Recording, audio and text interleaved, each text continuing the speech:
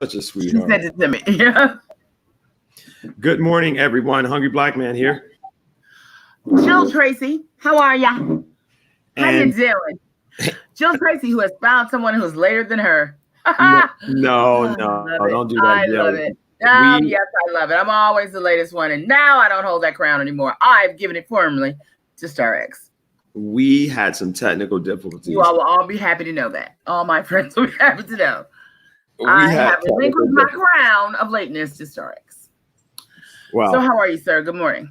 I'm good, actually. I feel a lot better. I had a slight stomach flu, and I feel so much better, Joe. Oh, you determined that's what it was. Yeah, because it was, well, whatever it was. It was bad, whatever. It was bad. Montezuma's revenge. Remember that used to be a thing, like pneumonia. and that's racist. Okay, listen. Where in God's name? I felt like I had to get offline and go get some holy water behind that mother and son. Well, that's one of our discussions today. My God, I never seen anything like that. I dealt with that a lot, and I think that's a big problem that we have. And we're going to kick things off today with our Cam report, which is pretty hilarious. This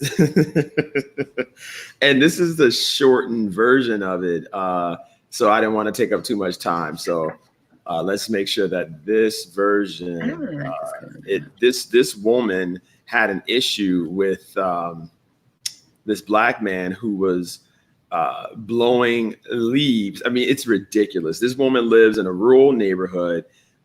He worked for the folks that are across the street. Good morning, everyone. Hey. He's a landscaper, worked for these folks across the street, and he was doing his job. And she comes out there going bananas about him blowing leaves in her yard. And Joe, when you see it, it's a rural neighborhood. I mean, it's impossible for the leaves to even do anything to affect her in any it's hilarious. Here we go. This is our Karen report for June 24th, 2020.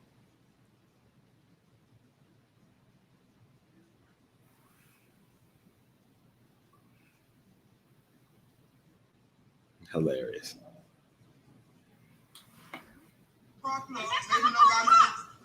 want to do it. This is dumping. You are illegally dumping on my property. Oh my God. Are you serious? Residential services on my land. You are illegally dumping. Call the police. Do what you got to do. You feel me? You making all this hustle in front of these folks' house. I don't mind. It's my neighbors. But don't talk to them. Don't talk to them. No, I'm talking to you because you went through the work. Check this out. If I was white, right? If I was white, you would not be coming. You would not be coming to me with this shit, bro. No, you wouldn't. Look, you going viral. You going viral. Another one. Look. Another one. Another one. Natasha Duval. Oh my God, Tasha. Look, you trying to rap. Hey, baby. Got you. How are you? Jill. Let it go. Yes. Frozen. Let it go, baby. Elsa. Oh. Yeah, no, I was done with her after the first 30 seconds. Then we have this, which we like to get out our national little social media stories before. I don't know if anyone has seen. Oh my God. I don't know if anyone has seen this, but this is a baby this is a rite of passage for all black dads. He tossed this baby so high. And someone put, who the hell throw a baby up this high? And more importantly, look at the baby's face. He has a roller coaster face. As you would do. Oh my God. And so whoever got this shot though was great. Oh my God. And so I could not stop laughing at the comments. The comments were just, they were too funny. So this little baby, and then you scroll down and look at this kid's face. He is horrified.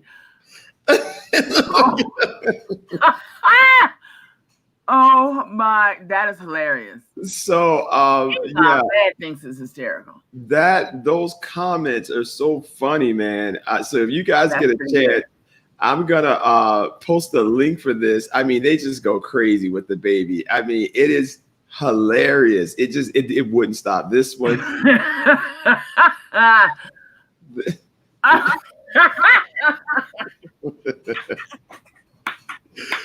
Oh God.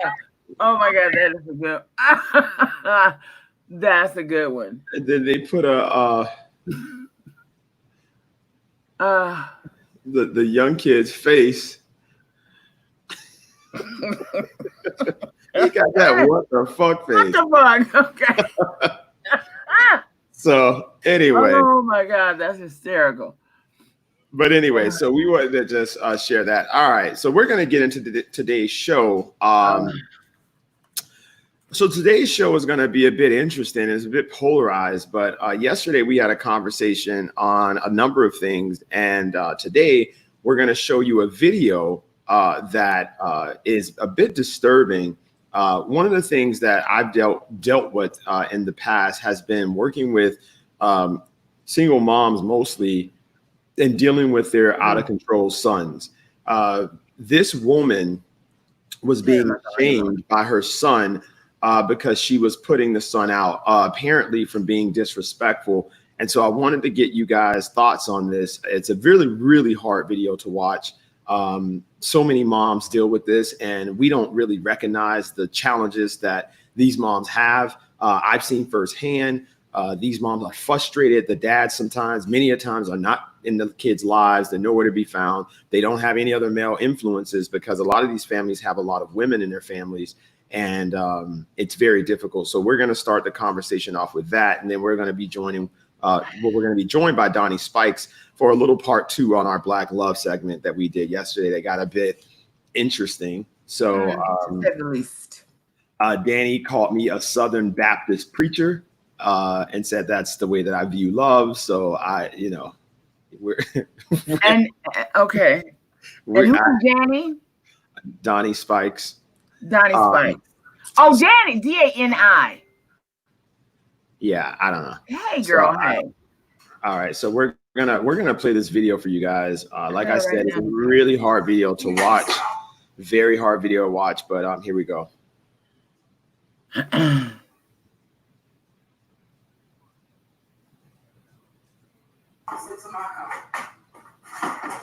Look how they do it.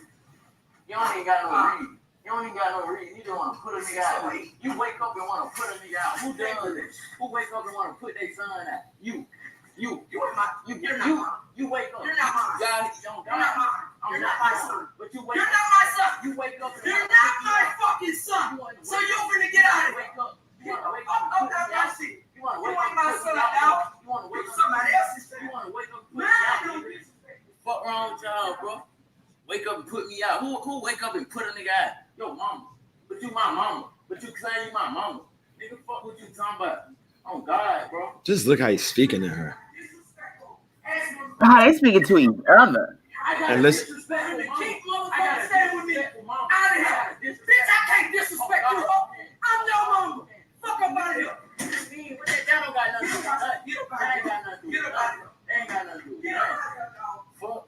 You a disrespectful ass lady. I don't care how on God you disrespectfully fuck. But you my mama, cuz. Who the fuck wake up and put somebody out? The fuck?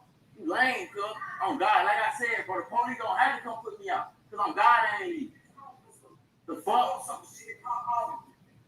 You want something to pop out. I ain't gonna touch it. I just want you to see. On God, cuz. You just sad, bro. On God. Man, no, I ain't getting up live, man. Fuck that. I'm gonna let y'all see what the fuck my mama do. The fuck, man, fuck her. On God. Fuck what you got going on, cuz. On my mama. Who the fuck? On my mama. Man, what? He goes, fuck what you talking about on my mama. God.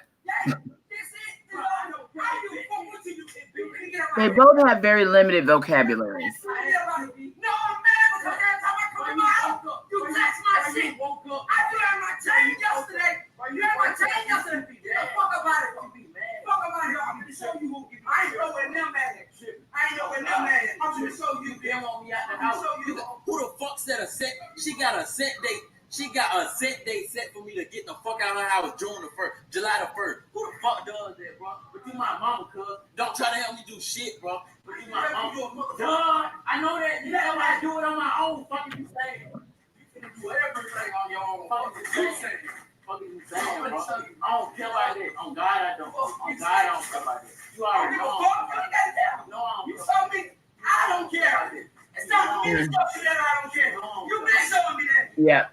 You been showing me that. Yeah. I promise you, I'm finna show you that. I been showing me you don't care. Okay. If you left, so you woke up in the morning. I'm gonna show you up. I'm gonna show you what you woke up. Every time you wake up, it don't matter. Every time you wake up, bro, you got a problem. Every time you wake up, you got a problem with me. Because you can't listen. You can't. I barely talk to you. I barely talk to you a week. I can't listen. What I ain't listen? What you told me that I ain't listen? Man, sad. Bro, man, fuck that. On God, cuz I got a low down there, mom, who don't give a fuck. Man, fuck that. On God. That's why I don't get no fuck by nobody. On Jesus. Bro, I know what I don't got. I've been in that shit up in the house. Fuck you just saying everything I had, you threw it at. Fuck you talking about? Oh, this you can't. Okay. Jesus, this is so heavy and painful. So I'm lying on you. Oh, you want to get loud? The show. I'm getting loud. Let's get loud. See it.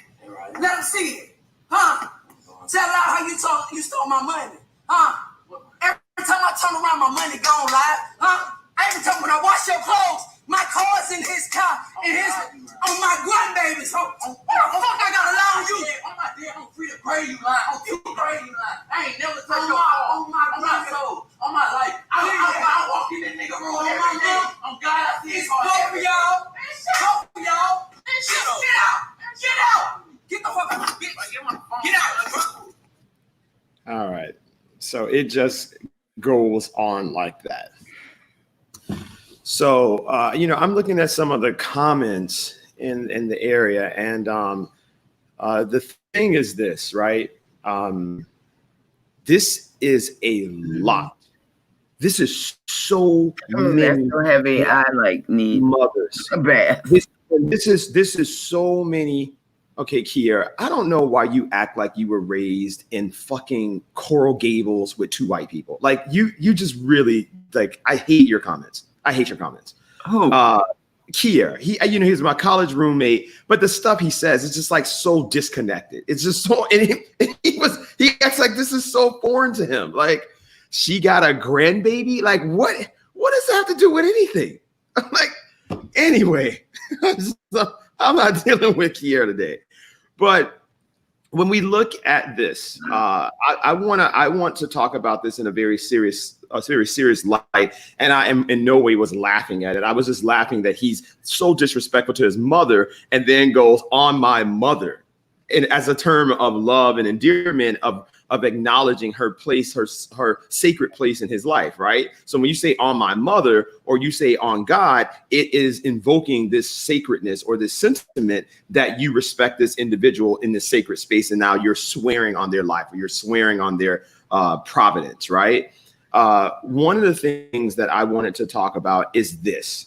That child is indicative of about 75% of the murderers that are in our community. And when I say the murderers, the child murderers, right? When you hear the stories about a 16-year-old getting shot or 15-year-old getting shot, and they arrest that kid, 9 times out of 10, that's the type of household that child came from. And the reason that I know that is because that was our work. Our work was dealing with that population. And so when people start talking about saving the kids and helping the kids, guess what? Those are the kids that are killing other kids, right? And when you don't help them, when you don't help their parents, you're going to keep seeing those news stories. And so when people start mentoring programs and they do feel-good programs, guess what, Jill? Most of those programs have the kids that don't act like that in them because they want to do prevention rather than intervention. And so that is what we need in our communities. We need intervention style programs that are able to immediately work with the mother and work with the child. Okay. And so when I get into that, let's look at some of our comments, because I'm going to show you guys the string of shootings and that happened over the weekend and no one talked about. You know, there were a string of shootings all over Miami and people got shot and killed. And these people were young people. And it didn't make the news. I mean, it made the news, but it didn't make the for one cycle. Exactly. Someone said there was a breakdown of respect prior to this interaction. Yeah. Absolutely no respect at all. My God. Parents, this is what happens when you are your child's friend before being a parent. I agree and disagree. We don't know that lady's story. Well, we can pretty much deduct a great portion of her story. Well, no, it changes, right? And I've seen this happen. These children are angels and they morph. And so you don't know. Right, because we all start out, you know. Definitely don't. No. We definitely don't start out. But I mean, I don't think that anybody comes into the world with a devil spirit. I don't believe you're born into that. I think that life experience teaches that. Oddly enough, Star X, that was my major was clinical psychology. I can see that. So thank you. And it is hurt people. That is a classic example of hurt people. Well, I don't think that she was hurting him, and that's what I wanted to get into. Oh my God, you're on God. You said it. Every other word was on God, on my life. Yeah. You know what I'm saying? And his vocabulary was so limited that he only had so many words to express what he was saying. And the fact that that fuck ass nigga on God, like everything, it all streamed together because that's how it's running through his head. Yeah. On one hand, he's got to say outwardly, I don't give a fuck, but he's got to affirm that, you know, on God, like, this is really my heart speaking. Well, he said something very, very important that I'm going to get into. And as a clinical psychologist major, and what like yourself, one of the things that he said was, this is why when you listen to kids talk, they're going to tell you exactly what is wrong with them. Yeah. And he said, this is why I don't give a fuck about anybody. And that is the source of the killer. That is the creator of the killer. The moment that they relinquish the humanity, right? Right. Because theirs has been relinquished by the only person that they trust to care who they are. Yes. All right. So we're going to get into that conversation. We have some comments. Okay. Natasha Duvall said they need resources and money. The mom is stressed out. The son needs some mentoring in a strong way. This is what happens when situations are stressed. Very true. I'll knock back against that, Natasha. You're definitely half correct. I've seen tons of tons of under-resourced families that do not have these issues. And so the issue is, but to the same point, Starks, tons of really, really wealthy families that have these issues, right? Yep. If I would have called my mother, bruh, it would. Oh, yeah, I'm not. Right. Okay, here goes Kier with more conservative. They have little children around. Okay, this guy. V, I feel like a lot of families go through this stage where they want to be an adult, but still live in their parents' house and then get disrespectful when they are challenged. So I deal with my nephew with that. Like, I can physically beat the shit out of him, and I have to, and this is what people don't understand. You don't want to go to jail. You don't want to hurt them, but these kids, they get mad disrespectful. And it was one day in particular that if his brother did not intervene, I would have been locked up, because I wouldn't have stopped doing what I was doing. I wanted to murder him, because the amount that the stress that you go through, the amount of money that you fucking have to, like, you don't know people who don't raise children, whether it's how expensive they are. whether it's yours or someone else's, and it's worse when it's someone else's, because you have that extra layer of like, oh my God, are you kidding me? Do I So really have to do this shit? Am I really doing this shit? that level of disrespect, and you almost become blinded with rage. I can only imagine how that woman was feeling in that house. But anyway, someone said degenerate generation pipeline to prison. Well, we have to stop that. We have to cut that off. V. Darrell said, right, when I worked in juvenile justice system, our best results for change behavior was a program that involved the child not returning to the same toxic environment. When they could see more opportunities for their life, they were able to make better choices. Yep. Sometimes. Because and we'll get into that. They clearly counseling. I'm not blaming the mother because who knows how hard she has probably tried. They need counseling. The issue is the dad not there. Yeah, that's a big issue. My aunt raised 7 kids as a single mother, and they would have never. At some point, he tested the water. She allowed it, and this is the result. I'm 45 years old and would not ever dream of disrespecting my mother. Right. I raised 3 boys as a single mother, counseling and resources. I got through the same thing with my 17-year-old son and have 3 younger sons left and 2 grandbabies to raise feeling hopeless. Wait, what? What? I got through the same thing. I go through the same thing with my 17-year-old son and have 3 younger sons. Oh my God. And 2 grandbabies. Crystal, inbox me, please.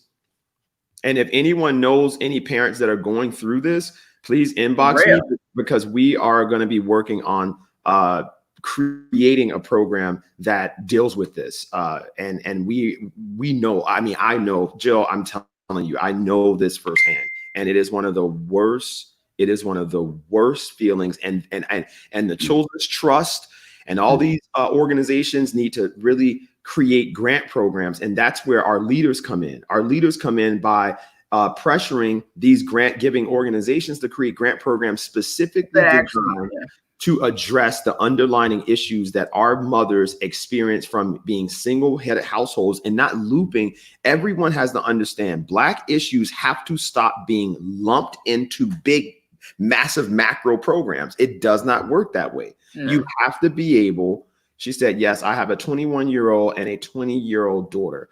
And those, and Crystal, you have the worst age. Yeah. 17, 20, and 21. Most of our kids at the age of 17 to 25, they're still underdeveloped. They don't have the level of maturity, and a lot of them experience arrested development, right? They're stuck like that young man. He looks about, he could have been either 19, 18, or 20. He's not over 20 for sure. He was not over 20. And what happens is that, someone put, I like the comment that someone put, someone said, our women need us to, I don't know what that says. To marry single mothers? I don't know. Kiera said, I used to have arguments with my mom and grandmother like that. I then soon realized I had to get my own things and stand on my own 2 feet. And no, as a kid, my father was not around. My parents were not together and often argued a lot. Someone said, damn, I just turned 26. I would love to know the relationship with the father, the grandmother. You pretty much know. Generational. So curious about the root. Nope, it's not generational. It's all of these things. Okay. Wow. So someone look at how many people are like, I'm going through this right now. I go through this now. I have a 28 needs to get the hell out. Like, I'm sorry. 23, 19, 17. God bless you. 28. I mean, Jesus Christ. I'm not too far from that, but like, God bless you. Real good, girl. They push me and find myself in schoolwork. Salutations. Sorry, my lateness interrupted. Okay. No. Come on, Anthony. Oh, we got to get Anthony on. All right. So guys, we are discussing a very disturbing video that we just showed that showed an out of control young man arguing with his mother as she was with his out of control mother. His mother. It's his mother. If my mother ever lost her, I mean, I never gave her. We went through it. Don't give me. Listen, we went through it, but never in the history of my arguments with my mama did it ever get to a level where either of us debased the other one's humanity? Never. So I never. Okay. Good morning. So the thing is this, right? There's two preconceived notions that we have to diminish, right? We have to diminish that the idea that this behavior is always somehow generational and taught. That's the first thing that we have to eliminate. Okay. Many of these families come from actually really great families. And when something happens along the way, and it's that something that we don't deal with. It's usually molestation. Well, no, not even, Jill. So for instance, when I first started my work, and mind you, I'm speaking from a lot of experience because this is literally, I'm still in it in the sense that the kids that I started with are grown now. You know, they're 28, they're 29. And then the younger ones, right? One of the things that I notice is that in South Florida, we have a gang culture here. And it's not a true gang, it's these streets, right? It's people that have allegiances to a street name because they're looking for fathers, they're looking for masculinity, and they don't receive that at home. So you have all of these very feminized boys who think that masculinity is what hip hop tells them that it is. And so now if you're hearing a male voice in the house, that male voice is going to, in essence, be your father. So if you're listening to 21 Savage, if you're listening to, who I actually like as a rapper, but his messaging was very toxic. And so if you're listening to Future, Future's teaching you how to treat women. 21 Savage is teaching you how to deal with problems and when people accost you. So now you're having this male voice in this female dominated home, and you're listening to that male voice, and that male voice will become your father. So these kids are being raised by ignorant rappers. And so they adopt that ideology. And so they deal with their situations in a manner that is how my father told me to deal with it. So guess what I do when I was accosted? My dad taught me some shit. So my dad's words always superseded something that was fictitious, because guess what? That fictitious song was just a song to me. It didn't speak to me. It didn't speak to me on a level that my brain is open. My spirit is open. Think about when you're religious and you hear a song, how it speaks to your spirit, how it speaks to your open mind, because you're ready to receive that. You come home angry because your mom told you, no, you can't do this, but you're 13, 14 years old. You're growing into a man, and you're still having a woman police your behavior. You're having a woman tell you what not to do. That anger's building, because when a man tells you that, it's different. You know you can't whoop his ass, so you're gonna listen. You know you can't run out the house when you feel like it, because of the strength of a man. That's just the bottom line. The man is physically stronger than you, so you're gonna listen. But now you have a woman that's trying to do something that a man is supposed to do. And so that is going to create a lot of angst in the house. And so because you now have this perfect storm of very violent, very negative masculine voices in the house, that's dangerous. And that's why the music is so toxic. And that's why it all wraps together, because now you are literally having these rappers teach these kids how to fucking treat women, how to deal with conflict, why school's not important, how to get their money. So you're going to listen to Money Man, and he's going to talk about fraud. So now you're going to be a fraudster. You're going to listen to Future talk about womanizing. So now you're going to womanize. You're going to listen to 21 Savage and Kodak Black and all these other, and then same thing with the young girls, right? So if you have a mother that's not able to teach you to be a woman, you're going to listen to City Girls, and City Girls is raising that's the problem. And I know that's the problem, Jill, because I saw it. I saw it in action. I would literally see these kids quote these songs like fucking scripture. It's their Bible. So anyone that truly has a spiritual life, understand that the way that the word and the way that the songs and the sacred songs that you listen to gives you life, that's what's happening to these kids. But it's just a demonic life. And so we're not able to refute or to fight against this because we don't have a male voice in the household. And so you don't have a male voice outside. And one of the things that I noticed, Jill, was that with this work, I'm going to go through the kids that I saw get shot and killed, the kids that I saw that would be in my office that I would talk to, and the next day they were dead. And these are kids that I worked with for 5-6 years. And the way that their mothers mourn their death, I mean, Jesus Christ, like, and that's the reason why I'm like, you know, I've seen the kids grow from innocent babies, you know, 5 and 6 years. This happened 5 and 6 years old, right? That we started a program called the Talented 10th. And the Talented 10th was off of De Bowian philosophy, right?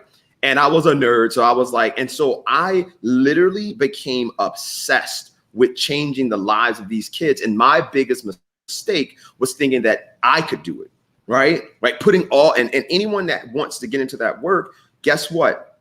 You can't do it. It has to be the mother.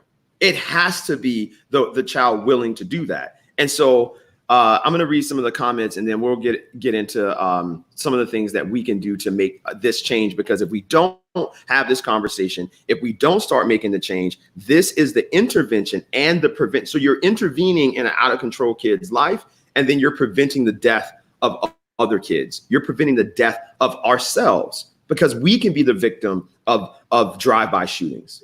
We can be the victims of these kids' anger and their outbursts. So someone said, this is more on the Jill area. What should sons do with out of control mothers?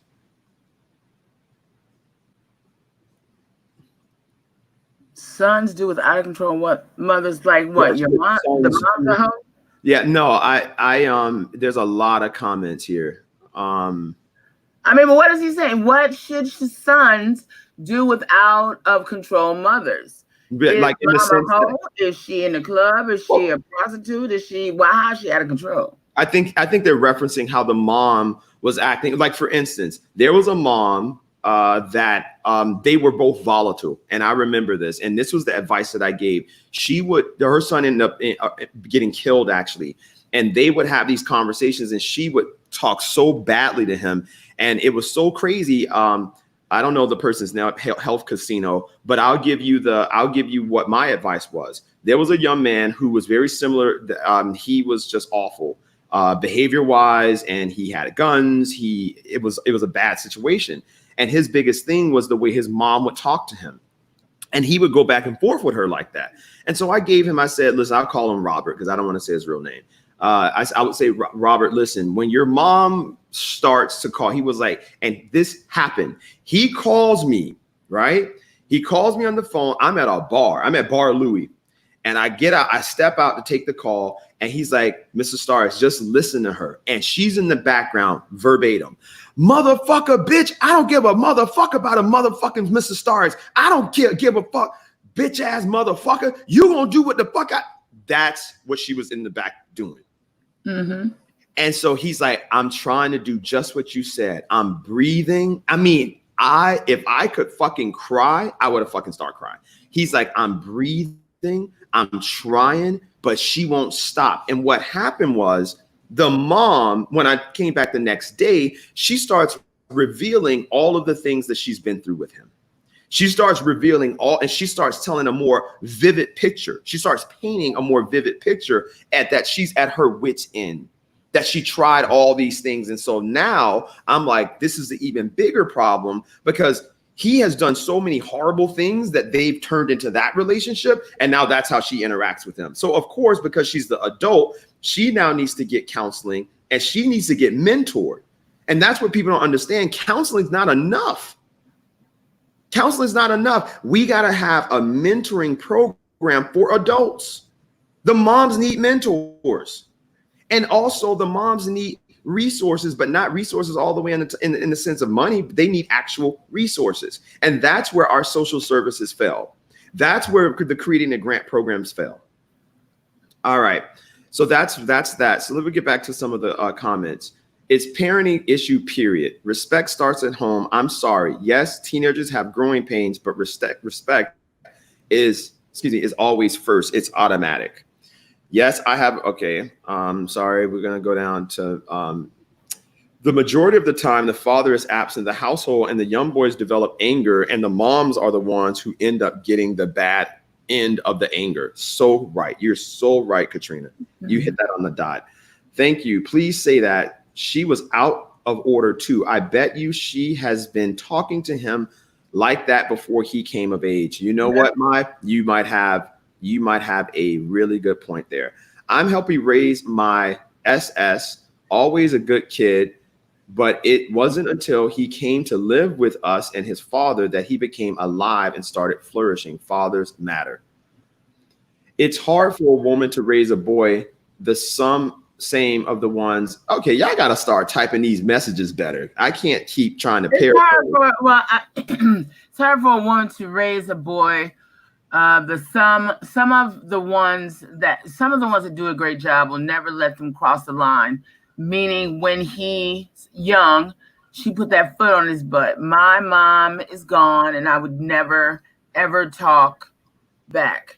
But you know what, Dani? Everyone now, I put a post up about corporal punishment and how I was in support of corporal punishment, and I almost lost my whole fucking platform. I had so many people go, oh, there's better ways. You don't have to violence and you don't have to hit a child. And I was like, first of all, I wasn't advocating beating the shit out of a child. I'm advocating corporal punishment because my grandmother beat me with a switch from a cherry bush. And if I didn't get beat, I'm so serious. If I didn't have that fear of her, I would have ran rings around her. I'd have did whatever I wanted to do.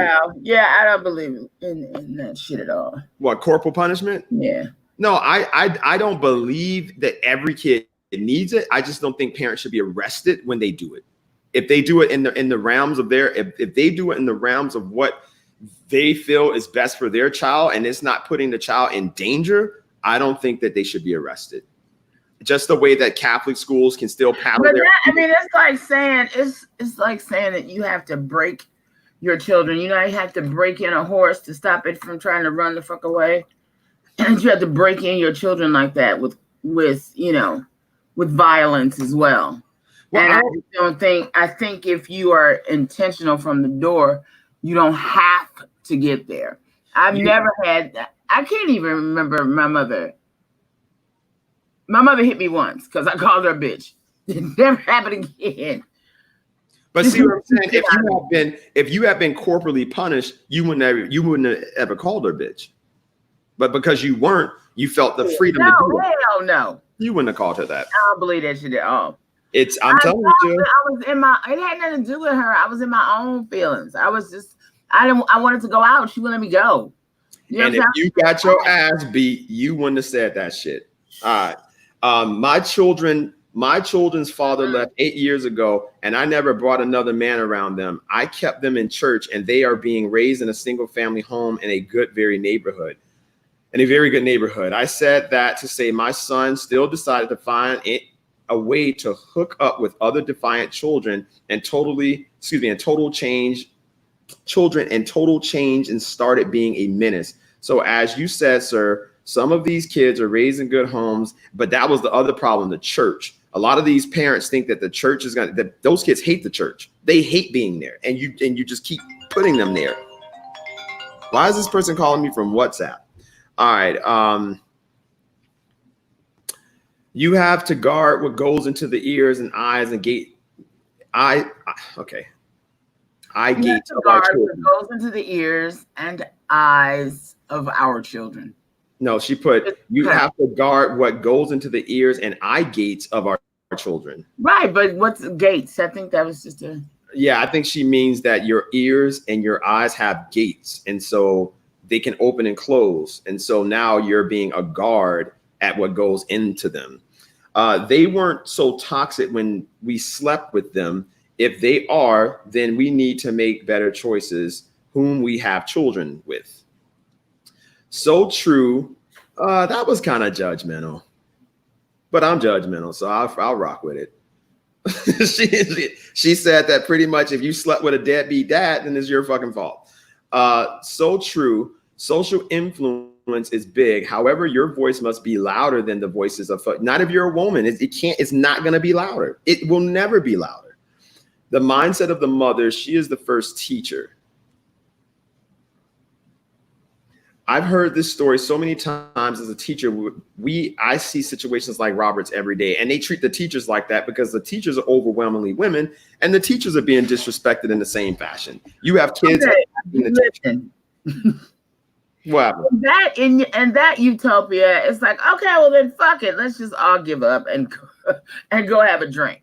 I just don't think it's that. I mean, if I were somebody that didn't know who we were and what we were talking about, I would be an hour in, like, oh my God, there's no hope for these fucking people. Well, in a lot of so many. I mean, we have an address for absolutely everything. That, well, this happened because of this, and this happened because of this, and this happened because of this. Some things are just organic. And I do think that God put certain spirits in certain people. You inhabit certain things. So you might be, the most benevolent person in the world, but you birth a child who is introspective or distant. And that's misinterpreted by people as they go along. And then they go farther and farther inside because nobody understands them. I don't think that it always has to come to corporal punishment and this and the other. I think a lot of it is really, the hardest work is to be patient and understand somebody. Do you know what I'm saying? To really give them the grace that whatever God gave me, they gave this person. So if I have grace in me, so do they. So how do I get there? How do I stop paying so much attention to how they are fucking up everything? How do I get to the goodness in them? And that's what that mother, even if she had went in her room and closed the goddamn door, got off whatever bitch she was talking to on the phone with who was egging her on, and was like, woosah, that's my child. I birthed that child. I brought that child into this damn world. There's got to be a better path for us than this. This is nowhere. It's not going nowhere. And that's why I know that we fail each other, because it's like, I don't know what's wrong with that motherfucker. No, and that is the truest words ever spoken. No, you don't know what's wrong with it. Yeah. So you got to find out the easier route is to find out what is wrong with you. Is it me? Did I do something in my lifetime to make you feel like you are unvaluable? What is it? They're not getting anywhere because they was just playing the dozens. Once you get to a certain level, you just playing the dozens with somebody and you ain't hearing shit. You know what I'm saying? And I think that that torture is in our lineage. So, what they say that, your soul has memory. And I think a lot of those things trigger that. But, just like we're evolving now, we got to evolve past that. Out of this shit, we can't still be talking about how we can't get along with our mamas. Look at the greater evil. But that's the thing, Jill. The issue is that these are the things when people start talking about black on black crime, right? Those assholes that go, what about black on black crime? This is the fucking origin. And this is the origin of it. And now you don't want to pay attention to the origin. You don't want to deal with the origin. So Candace, I don't want to linger. I don't want to get in the mud in the origin. Yes, right. Forever. And so, just like any other species, we are evolving. So I need to evolve to a higher place. All those people went through that. That last person in my family that was a slave, that whole being is destroyed. I got to learn from that. And that's what I mean. And that, I'll show y'all one day that picture. In that picture, I can see how that changes, how not living your life with that sorrow and dragging it everywhere you go, how your life improved, just how their bodies changed from her to my great grandmother to my grandmother to my mama to me. You know what I'm saying? She could have never seen this happen, but had she not did what she did, all this would not be happening right now. Do you know what I'm saying? I'm not cute or built to suit a fashion model size, but I'm a phenomenal fucking woman because of what they did. And if I stay in that, if I had carried that shit, the shit entered my life with my aunt. She got on crack and got fucked up, but she never fucked up her kids. Do you know what I'm saying? She fucked up her own life. Well, then we had to pull her back in. But that's what we talked about. We took her higher. We didn't stay right there. Jill, we talked about that the other day, right? Where you can have, and I was letting my nephews know this. One of the things that you strive to be is that you can have sin and inequities and deal with your problems as long as you are blameless, right? When you are doing things that are impacting your life, but it doesn't affect anyone else in a negative fashion and you're hurting yourself, you're blameless in that sense because you're not allowing your inequities, your problems to spill over to other folks, right? And that's a very, very unselfish way to live. And most people are selfish. So when you're selfish, you let your problems affect other people. So every time I go in a supermarket and I see a woman or whoever, the Karens, they're mad selfish, right? Because they get out of control and they don't give a fuck about how it affects anyone else. Right. In many respects, right? Those kids are mad selfish because their behavior, but that's the nature of a child, right? To be selfish. So the first thing that folks don't do is teach their children to be giving. Because when they learn to be selfish, when you give that child what they want, when they want, how they want, when they're undeserving of it, you're creating a perfect storm for selfishness. And when you become selfish, you diminish other people's desires, other people's needs, other people's wants. And so as a result, you got this perfect storm now of this kid blurting out, saying things that they don't give a fuck about how it affects you, because they become emotionally selfish the same way they're materialistically selfish. And so that's something that mothers really have to understand, that the giving nature of your household, even when you're poor, right? Someone talked about not having resources, but guess what? The biggest fight against turning poor people into criminals is the idea of giving. Because when I was younger, I would remember some of the poorest members of our church would find a way to give. And so that idea of sacrifice, that idea of giving something that you really don't have, is a narration that's throughout every holy book on this planet. Because the holy books are really philosophies at the end of the day. They're philosophies to live your life. And so I realized that the idea of selfishness is the root of all evil, and is also the root of the inequities that we have in our race. So when you look at Black people, you meet selfish Black people, and they are going to be the ones that are literally dragging us backwards, because they're going to relate the suffering of others to their own individual experiences, which is mad selfish. Well, wouldn't you agree that to everybody that it's not? I mean, we don't have a contract on that. I think that's just. What do you mean that's everybody? Every Black, white, Jewish, Asian. No, definitely not. No, because most like when you talk to Hindi people, when you talk to people that you had to go all the way to Hindi to get. Well, I'm talking about philosophies. You said everybody. So the Hindi faith, the Jewish faith, they have a policy in their books that talks about the greater good. So you don't have examples of Jewish communities that have these big inequalities, where you have this Jewish kid not performing at a standard, and this Jewish family moving out of their community. You might not hear about Bernie Madoff. Let's just throw that one on the table. Bernie Madoff was British. Bernie Madoff is Jewish. But isn't he from Britain? Isn't he English? The fuck, he's still Jewish. Well, I'm talking about American Jews. I don't know what they're doing in Europe. Oh, don't give them. Oh, I don't know what Jews are doing in Europe. Bernie Madoff stole all his fucking people money. Okay, so that's against every Jewish principle. That's against every principle, period. If we don't have a lock on that shit, that's so just what I'm not saying that we have a lock on it, nor am I saying that other people don't do it. I'm speaking in the macro sense. Drive through a Jewish ghetto and tell me what you see. Where are there Jewish ghettos in America? No, besides, they're not. Besides the Orthodox, right? You have Orthodox ghettos.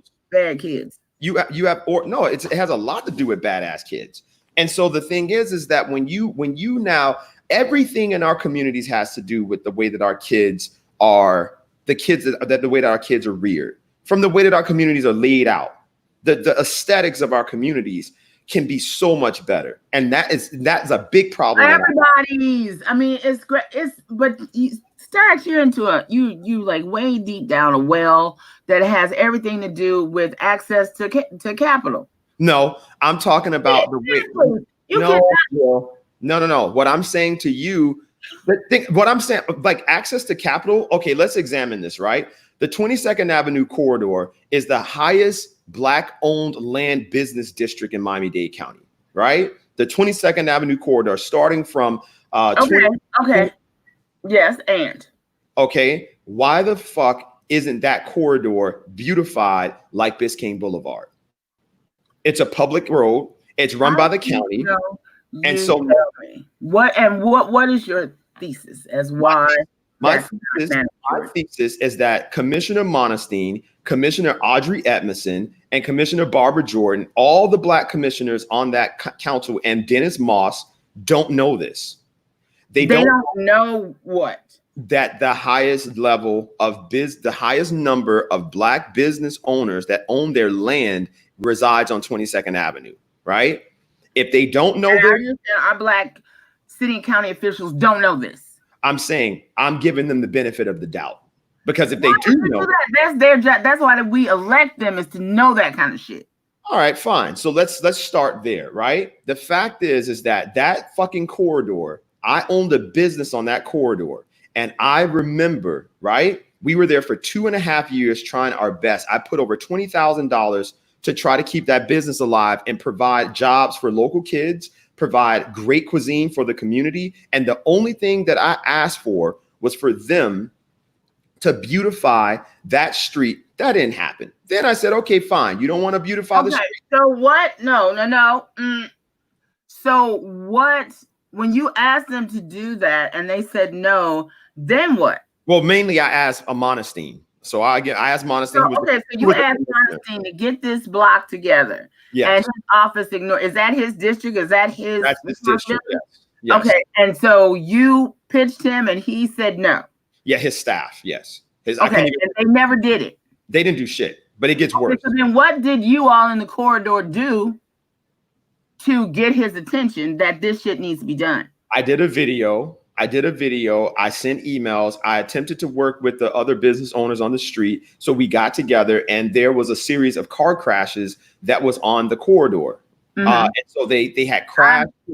Familiar with that little corridor. Yes, I always remember. So they had crashed into my neighbor's business, and he owned a corner store, and his whole store was crashed into. Someone actually died. There was a vehicular homicide as a result of the speeding on that street. We talked about the fact that there was a school very near this neighborhood. It's right down the street from fucking Central. And so I explained to him, the staff, I forgot his name, but the chief of staff, what the issues were. And so still didn't hear anything. I had to call Mayor Oliver Gilbert, who has nothing to fucking do with that district. And Oliver called the Public Works Department on our behalf. And we had the Public Works Department to come out to say they were going to do a traffic study finally. I got a call from them. There's a bunch of illegal businesses operating all over the place. I called code enforcement. I did all my due diligence. I started with 311. This was a year process. The county not only failed us in doing absolutely nothing to stop the illegal businesses, they did absolutely nothing to do any traffic calming devices that would prevent any further violence as far as cars are concerned. They did nothing as far as street striping. And so on the sidewalk, there was off-street parking, and the sign was on the ground. And so the businesses couldn't thrive because there was no available parking. I asked them, and I took a picture. Here's what all of that. Go ahead. Right. What does not happen and I don't know if it's just South Florida, because this is the only other city that I've been active like this in to be able to relate it to. But when all of those things have not worked, then you take it to the media, then you take it to the street. Then if it is that paramount of an issue and he is the person responsible for getting it done, then you have to stay on his ass until it gets done. Period. So we can't even do business on the street anymore because people are always crashing into our shit. So yeah, we have closed everything and we are sitting in. I mean, I will give it to Umi Salah and Dream Defenders that, they're younger, but it's like when things like that happen, it's a full stop. And now I think more than ever now, people are starting to understand that. Like, you just can't, we can't move past this. Do you see what I'm saying? We don't put enough pressure on them people. You go, you hit them once, twice, 3 times. They kind of wear you out. They don't answer your calls and shit. They give a couple of campaign donations here and there to your neighbor down the street and this one. And, well, man, maybe we should just forget. That's the kind, you and I know that. That's how they play this game. What I'm saying, you are so right. But this is what I'm trying to explain to you, right? At that state, I was not in the state of mind that I'm in right now. Okay, that's number one. So I didn't want, and I'm just explaining, I didn't want to expose a Black politician or a Black elected official in such a negative light. And at it was that time, but now, you know what I'm saying? We still doing it. What do you mean? It's even worse because you're not over there no more. It's not. I mean, you know. No, we still have the business. We still have the business. The problem is we can't operate because of these challenges. And my business partner is actually in Atlanta, and this is what I wanted people to understand. Okay, so let's see if we can get Modestine's attention. Anybody on this thread that know how to reach Modestine? Yes. And on this live with us to discuss why the 22nd corridor is shitty. Yeah. And always has been, and that's your district. But you know what he said? You know what he said to my business partner? He says, you guys need to think about relocating to 7th Avenue because that's where the money's being put. And so that was so hurtful because that's not what we need to be.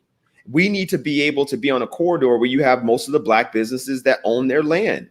And that's the thing. So when we start talking about all of this stuff with social justice and people marching in the streets and all that good stuff, what we're trying to work on in the background is building an ecosystem of economic power.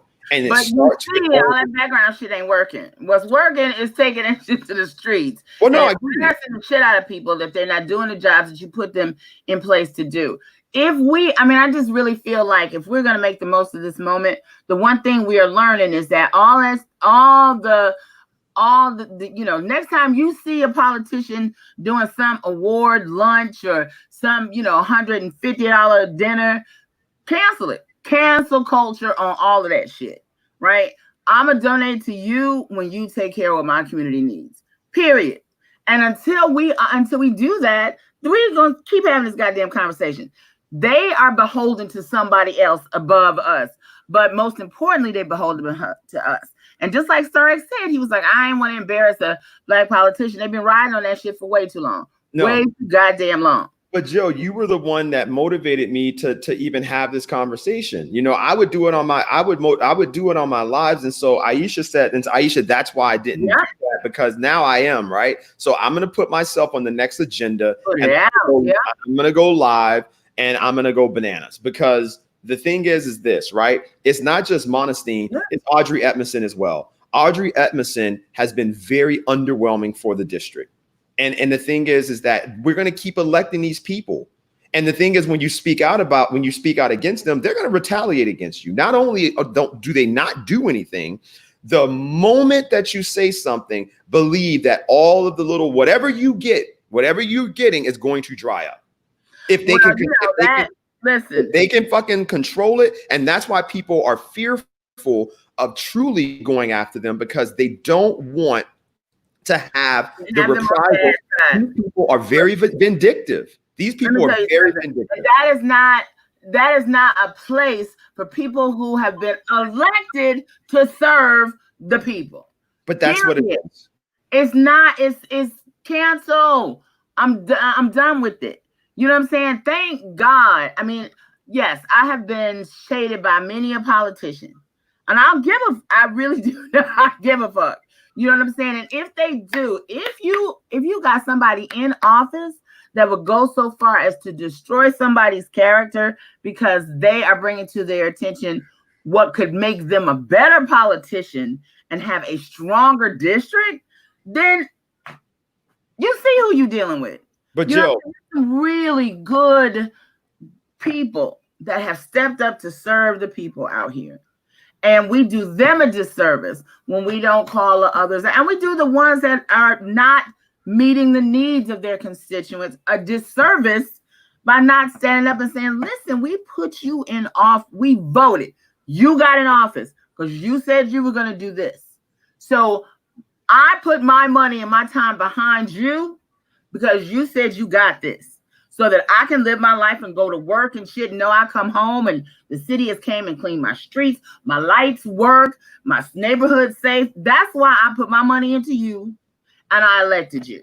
And if you don't do that, then that's like me going to my job and saying, yeah, I don't want to be on the radio today. I'm just going to sit here. Fuck. You know what I'm saying? You can't do that. I can't go to work and not work and expect to keep my job. It's the same thing with them, and I don't know why we make them deities. You know what I'm saying? It just, we got to stop having all them banquets, all that bullshit. Don't have nothing to do with nothing. You know what I'm saying? Let's do some town halls, come, you know, go visit people's houses. I don't know. It's got to be much more intimate and much more involved. Forums like this where the people can ask their representatives, listen, this is what I need, or how do I get it? That's why they're there. I just think that, you know, the more we just, well, you know, that's politics. We still, I mean, because think about it, Star X, there's never been a time such as this. There will never be another one in our lifetime. You know what I'm saying? When people are really understanding that if we do our job, this time, these kids coming up under us and their children and grandchildren, they're not going to have to, you know, relive nightmares of Tulsa. You know, they'll see that all that happened for a reason, and now they're bearing the fruit of all the shit that we did, and they will walk in power and not be empowered. This is gonna be the group behind us will be the first generation, if we do this right, that will walk in power because of what we did. They won't. We're tearing down all the vestiges of slavery, of all this bullshit. These young people are getting rid of all of that shit. So we cleaning the slate, and we got to do it with everything. These young people, the thing is that I love what they're doing. But as you can see, even with the live, right? Mm-hmm. People, this work is not work that is glamorous for young people. Okay. And it's not glamorous. But that's the thing. That's all right. Sorry. It has to be. You have to explain to them why it is, why it has to be. Fuck glamour. You can have some real glamour, much more than we have, if you put the work in now. Jill, what I'm trying to tell you is that I tried to do that. Like I'm telling you, to keep trying. Jill, we put $20,000 in a program that we called the Nipsey Hussle Fellows because we attempted to build a fellowship of young activists, young social activists that would then turn into the organizers, right? Because we realized we're not connected. Right. So we did this. We paid them $14, $16 an hour, 8 hours a day. And it was a fucking disaster. And so now it was a disaster because we realized that not only were these kids undereducated from the colleges that they were from, and I told you about the Florida Memorial shit. And so we start trying to get them, we tried to get them to be active and give them projects that they simply didn't do. So we now are going to redo the program. We learned our lessons from different things that we saw. And there were different markers that we realized, like, hey, for instance, most of the issues they're not sprints. They're long distance running. And adults are the same way. You can look at the live, right? Look at our numbers right now. And let's start talking about dick and pussy and all this shit that we were talking about yesterday. You're going to get off the charts. But when you start talking about the shit that actually affects your life for the long haul, nobody wants to deal with that. And that's why we don't go after the politicians, because it's a lonely fight. You can go to the media, you can do all that shit. You're not going to have your people behind you. You're not going to have them behind you. So now it's going to be me and Jill. And let's do a social experiment. Let's you and me go down to the county. Remember when Mark Bartlett whipped out that gun on those poor black kids on that fucking bridge? You know who was there every time? Me, Daniel Campbell, and two other fucking people. Matt, who's running for state rep, and it was three of us. And we put out flyers. You know how many times the flyer was shared? 375 times. And it was fucking three people there. Every time the arraignment happened, Jill. And so now, okay, go ahead. Then what did you all figure out for those 300 people who shared to be able to do in that space, right? So you saw only 3 of y'all gonna show up, but 300 other people shared it. So, okay, so they're gonna be the ones to get the word out. So what are we gonna keep filling the pipeline to give them to get the word out while we do this work in this courthouse and all this shit gonna circle together? That's what I'm saying. You can't negate what they did. You had 300 people share your shit. No, I'm not negating. People You Jill, asked in here. How many times your shit got shared yesterday? Hey, Jill, I'm not negating what the people did to share it. I'm sharing with you that when you start doing the real life shit, right? The shares are wonderful, and we are appreciative that you decided to share that. That it spoke to you on that level. Yes. However, to fight supremacy, right? You have to be present. You have to actually be there. So then you need to duplicate and triplicate those 3. You can't force people. They've shown you. And why we want to just change people. The people showed you in that space who you are dealing with, what they're willing to do. 3 of you all are willing to get on the front line, go do sit-ins, whatever. 300 of them are willing to get online and talk to their friends and pass shit around. You need that. That's like saying you got an album coming out, but only 3 of us showed up, at the end store, but 300 people online shared the album. Your becomes more important. That's a big difference because the outcome, Jill, is different when you're dealing with the courts.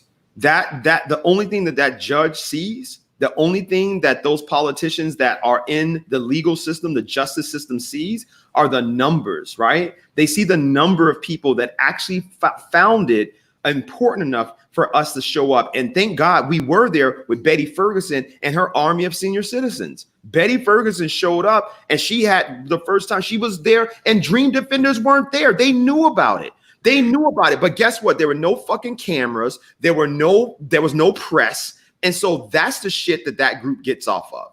That's the shit that when all this shit dies down and our kids start back dying in the streets, it's people like me and you that are in for the long haul. Every single Black child that has died since I started the Hungry Black Man, we raise money for, and our followers are the best fucking followers. I love our followers because they put their money where their mouth is. When that young man lost his life, they start donating immediately. And guess what? A lot of them didn't show up when the Bahamian hurricane hit. But that was the outcome that was needed for that, right? So the outcome was the direct outcome. A flyer that states, hey, we need you to come out, right? That's a difference because the outcome is we need you to show up in the courthouse. Because unfortunately, that form of activism is not applicable to the outcome that is needed for these young Black children. And so what I'm saying is that there has to be a ecosystem that is fertile for that type of activism for us to actually see the changes that we want. So we can fight.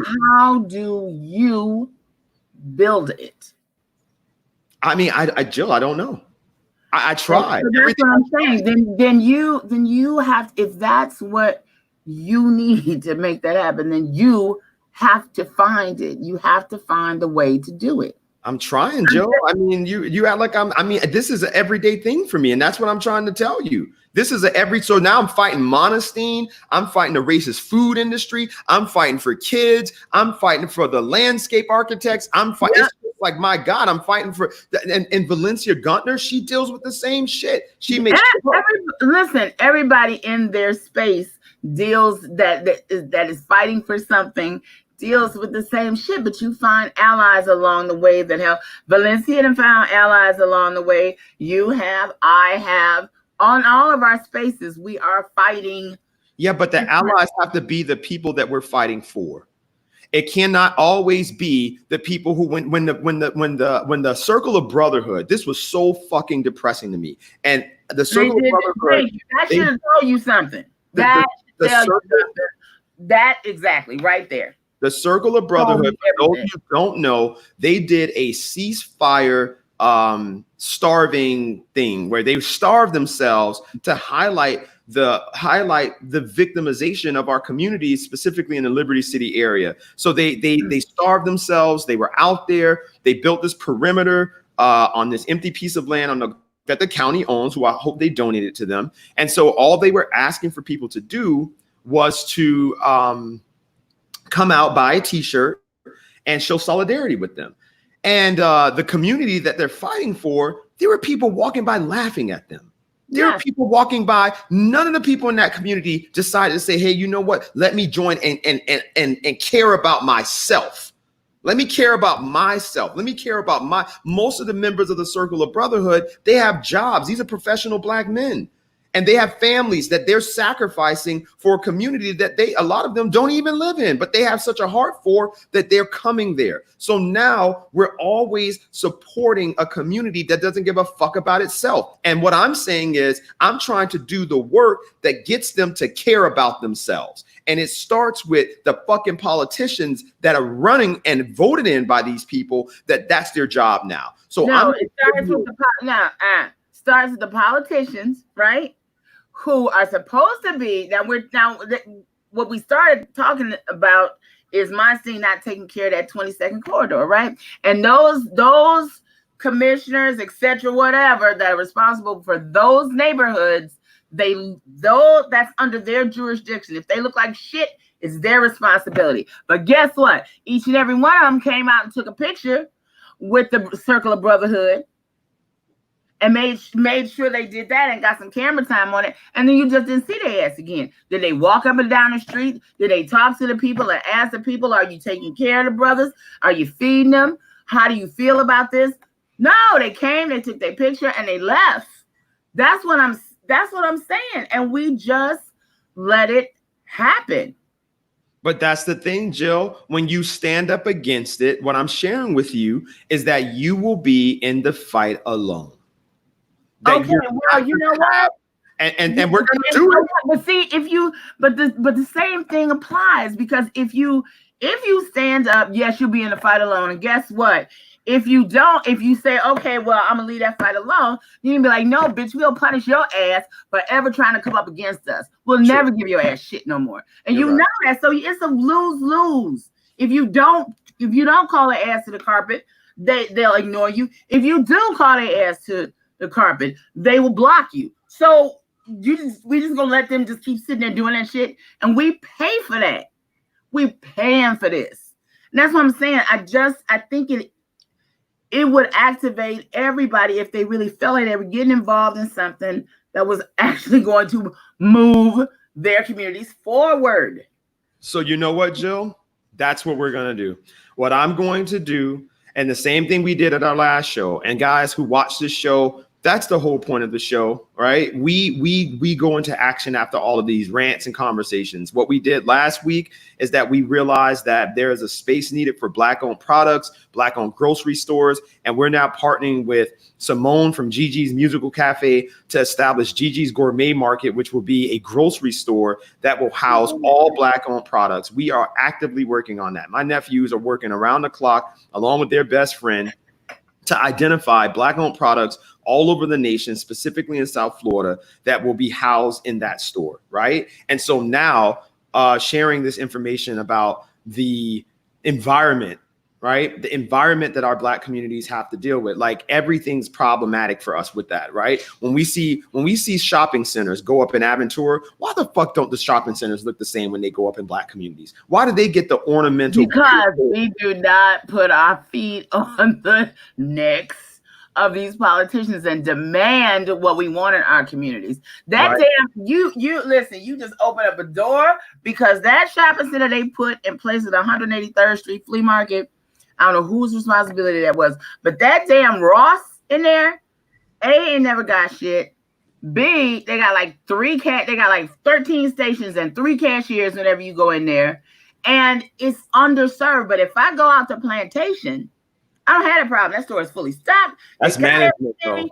That's little people to help you if you need it. You see what I'm saying? And then what happens with them big, humongous box stores is that they'll say, oh, they'll get the empowerment zone money to come in and do it. They'll put the shit in there for 2 years or a year or whatever, and say, hey, the community just doesn't support this store. We're not making enough money. We're pulling out. Now you got this big ass empty building that nobody else can afford. And that's what has happened systematically to our communities. And that meanwhile, Ross went on to make a fortune. So so the thing is that that's definitely management, and that's racism within the company. And so that happens a lot. The Winn-Dixies in Black neighborhoods and the Winn-Dixies in white neighborhoods, they look totally different. And I would go as far as to say that the Winn-Dixies in Black name, now it also goes to the quality of the management, right? So that Winn-Dixie there's a Winn-Dixie on 7th Avenue close to the Golden Glades Exchange. That's the one I go to a lot, right? Then I also go to the Winn-Dixie in North Miami Beach that's on the borderline of Sunny Owls. And I remember going to the hot bar. I remember going to the hot bar, Jill, at the Winn-Dixie in Sunny Owls because I was on my way to the beach and I was able to eat the food and it was great. Then I went to the hot bar and they just had these little Haitian ladies back there that barely spoke English and the shit was horrible. So dried out. And so guess what? That's management. That has nothing to do with anything besides the management. And so the Black managers of these stores, they think so little of our people that they don't do their jobs. And so when they go work for those white folks, they don't do that. And so it's a problem. They don't do that. And it's the same thing. You know why? That store manager has a manager who has a manager. And somewhere in that corporate culture, it's okay for the store in Little Haiti or Havana, whatever, to be raggedy. But that Sunny Owl store, we better not get one complaint because two little Jewish ladies go in there and they shit wrong. They're going to call everybody in the condo board to call corporate about this Winn-Dixie and why don't they have borscht? And so yes, that's what I'm saying. So the process, right? The process that we're learning to do is the diminish self-hatred. It's the same way you go to Houston's and you see you go to Houston's and right there in North Miami, one of my favorite spots to go to, and it's nothing but Black people in the kitchen. And I'm always asking myself, well, why the fuck is Dukanoo having such a hard time finding Black staff to respect the management and do their job? Why is it so hard for Bar One to find great Black staff, but that same Black staff will get the same salary and go work for those white folks and respect them and do everything that they're supposed to do? But when they work for the Black folks, you come late to work, you smoke weed in the back, you do all this shit, but you don't respect our spaces. Right, and I've experienced that firsthand. And that's wrong. That's wrong. There's no reason for you to have a whole. Because the Black-owned restaurant gonna be good for about 2 months. Then the 3rd month, Wednesday. Listen, we ain't do too good, so you only got half your check. But we got you. That's not the case. No, I've done it. My God, that's how I started this shit. I'm talking to you about the places. And that's what Houston's is a corporation. Your check ain't never gonna be late. It's gonna always fucking be there. You asked me for the very basic, simple reason, and that's it. You know why that's not it? Because I'm talking about communities and I'm talking about businesses that don't do that. Dukanoo does not play with their checks, right? Maybe Dukanoo doesn't, but minority-owned small businesses, we all go through that. I mean, and when I say minority, I mean everybody. Everybody goes through that. We used to the first big club I worked for, we used to stand and have to stand in line at 5 a.m. and get in line early enough to make sure that you got your check. And it was, you got your money paid out. If you got there too late, you might not get paid because they would run out of money. This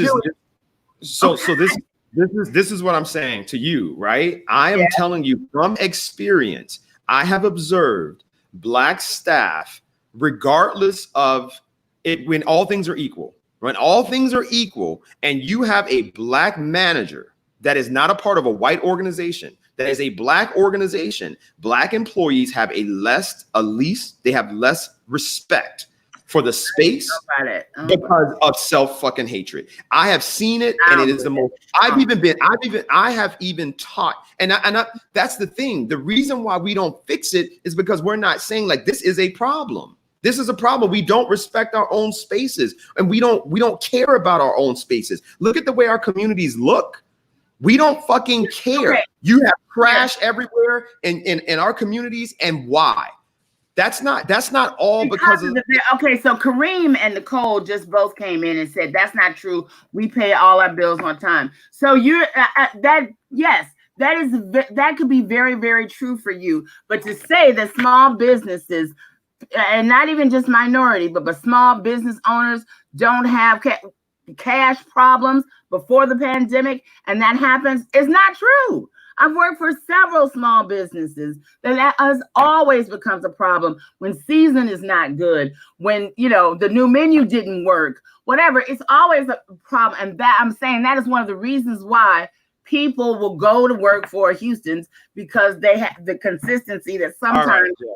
Right. And sometimes I've worked at a club and went to go to work and the bitch was closed.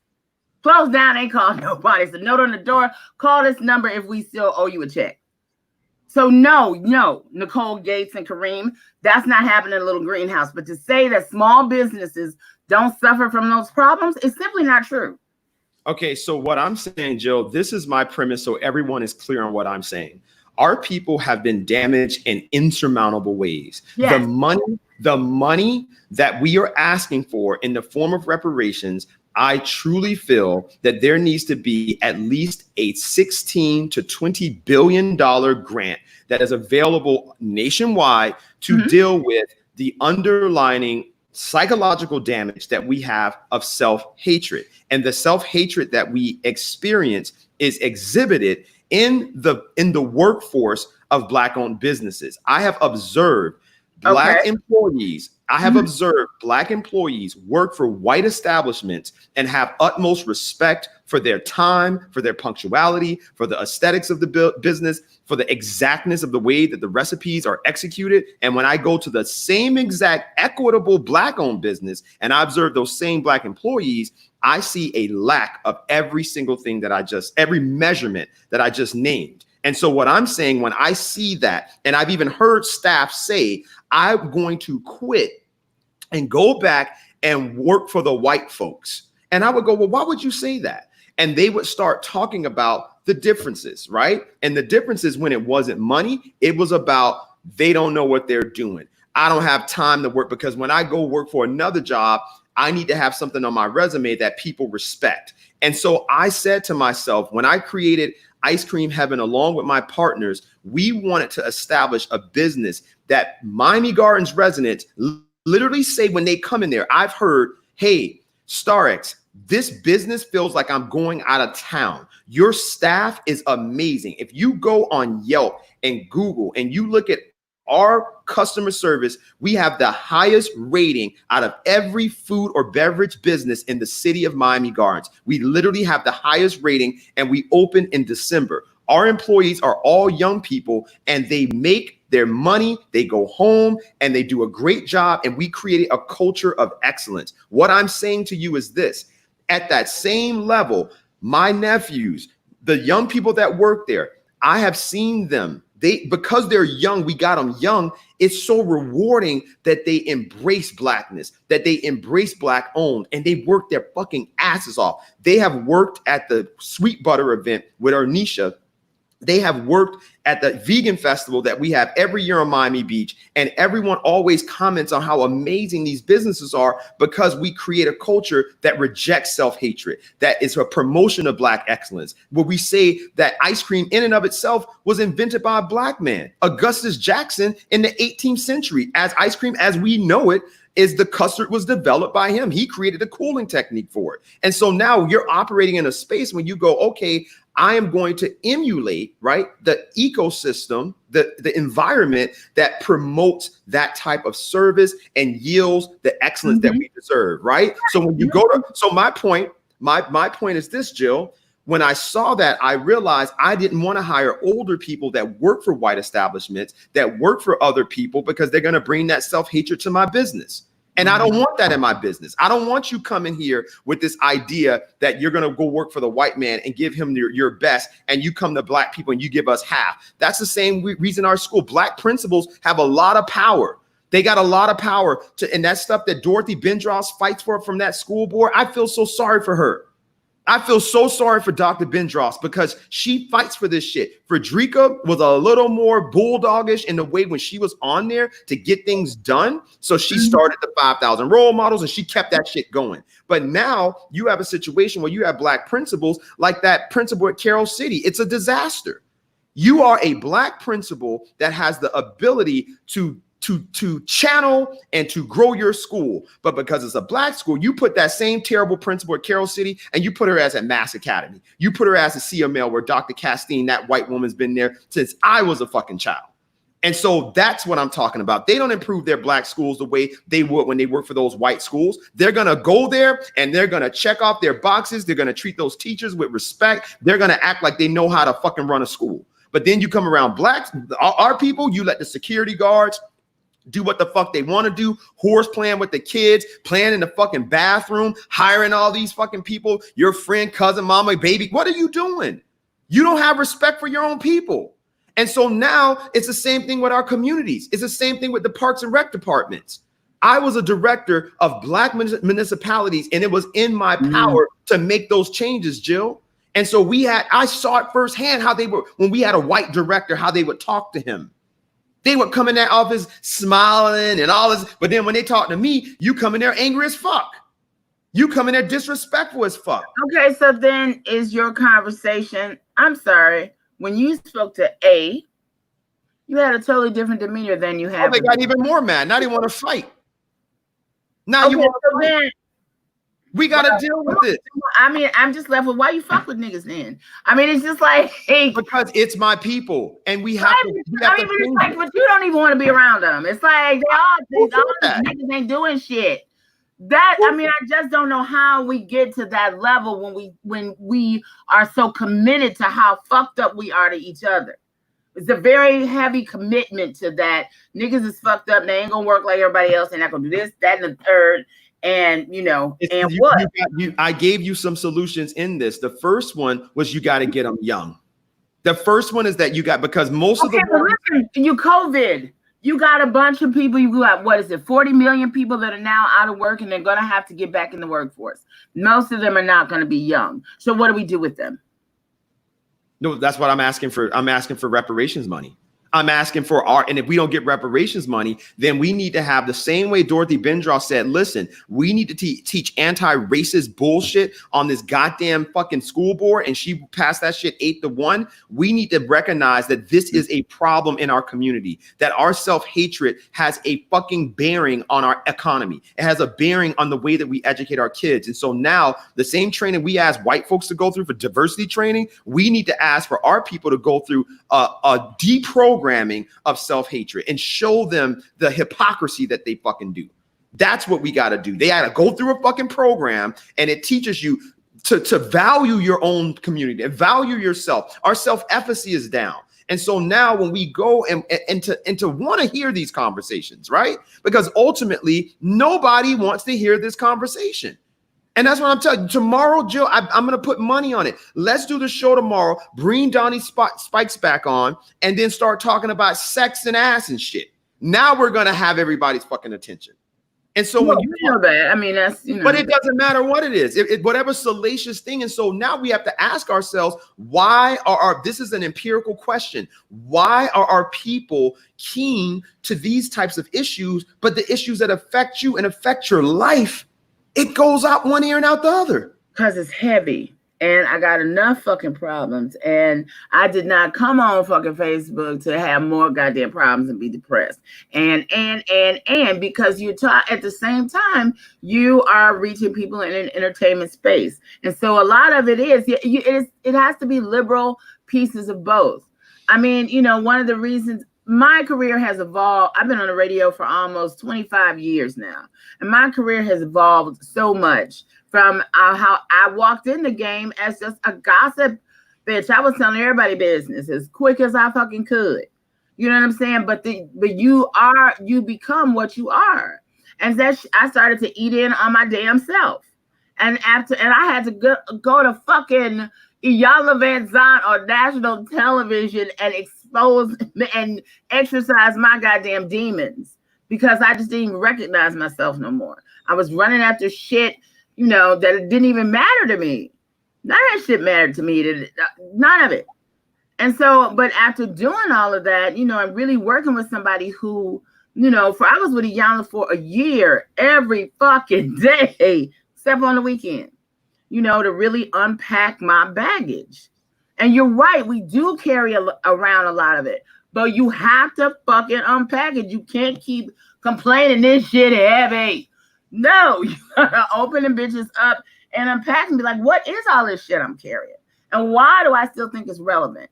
or I need all of this. I don't need this shit. And that is the hardest work ever and at all times. And no matter, and then once you do that, so right, 365, right? Once I did that, I realized, you know, people still got shit to say. So it's at no point, you know, do people not have some shit for you? So at some point, you just got, what is the best thing I can do in this motherfucker, period? That's what I'm saying. And we don't approach each other with that grace. We approach each other with all the shit we done fucked up. Okay, now let's see how we can fix it. Well, now, bitch, I'm exhausted. I want to drink and a joint. I just want to go sit someplace in Woolside. You just tell me everything I'm not and can't be and won't do. And that, I think, is, you know, the way we kind of abuse each other when it comes to this kind of shit. Just like Nicole and Kareem was quick to say, that shit don't happen in our restaurant. No, it doesn't. That's why Oprah showed up at your shit, and you got one of the best restaurants in the city. But you know that it exists someplace else. But they can tell you, Jill, and you're right in that sense, right? You're absolutely right. And what I'm saying is that I am not trying to be the Isaiah prophet or the Jeremiah prophet of just preaching like, you know, walk away, you heathens, from your wicked ways, right? Yeah. I don't want to be that person, right? But one of the things that I don't like is that, and I had to learn this, and my neighbor told me this, Mr. Jones, Mr. Fred Jones, and it's so funny how when you, it's so funny how when you, I'm sorry, how when you, and guys, we're going to be live from House of Mac in Wynwood, who expanded their business, so we're going to see how awesome that looks. You know, it's so funny, Jill, how when you look at our challenges, right, and you look at the things that are just unequitable, you know, this, I'm sorry, she says, Jill, you are so right, Starks. I kindly suggest to release some of the anger and strategize on a few things instead of a lot of things. Be patient with yourself and others. You will make greater progress that way. Trust me. And that's what I was getting at, what Mr. Jones said to me. I have focus, and that's how the Hungry Black Man has been created. We wanted to highlight my anger is the source of my success, number one. So the moment that I stop being angry is the moment that I become useless. And so I came home and I was stressed out, and my neighbor is a very religious man. I have a lot of older neighbors, and they have a lot more money than I have. So their homes are beautiful and they fix their yards up. So I'm always I'm the ugly house on the street, so to speak. And anyway, you know, he says, Starks, you know, I see what you're doing with the young people, but he's like, Starks, you got to understand something. Your judgmentalness is affecting a lot because you want people to be like you, and they can't. That's what God gave you, and you get mad when they don't behave in a manner that you think that they should behave. And so you say that to me, and that's something that I'm learning in my 30s, that when I move into my 40s won't affect me, but I'm still dealing with that because it is hard. It's hard when you see the solution is so fucking simple, and you're like, why the fuck aren't they getting this? And so you get mad because you love yourself and you love your people, and you won't stop. But what you can't do is do what I did with these politicians and say, I'm not going to talk about it because it's going to make us look bad. Now I have to say to myself, like, you encouraged me, Jill. You know this. I was in your house, and you're the one that was like, Starks, enough. And you're right, because some of these politicians, they aren't, not only are they bad leaders, they're bad fucking people. Right. And so now it's like, now I have to be strategic in how we do this. But what is hurtful is this. I have said this so many times with our organization, with Black Tech Week and my partners, and we go through so fucking much. People just don't know what we go through with this organization. We got to fight the white folks that don't know what they're talking about. And literally we get in a meeting and they tell us this is what Black people need. And they'll only respond when there's external forces that forces them to realize, oh shit, the Black people were right. Okay, fine. We're going to finally do some shit. So we got to deal with them. Right. Then we got to deal with the black people that are supposed to be in the innovation space and all this stuff. And they get in their circles and they talk so fucking bad about your people, your own people, that you're just like, my God, are you serious? Then we got to deal with the hood people who have self-hatred to the max, but a very unique way of supporting black economics, because hood people support black businesses more than any fucking body. And so that's a very interesting dynamic. So now we're fighting with them. Then you have the fucking fake activists that say they're doing shit, but they're actually in the way. They're getting the money from the grants. They're getting all the resources, but they don't do shit besides hire their family and do bullshit programs that don't have any fucking outcomes. Then you got to fight the educational institutions where black schools perform at a lower number because black people, there are great black teachers. And this is what my heart goes out to. There are black teachers that understand that, Jill, our kids are exceptional. That's why they perform so poorly on the test.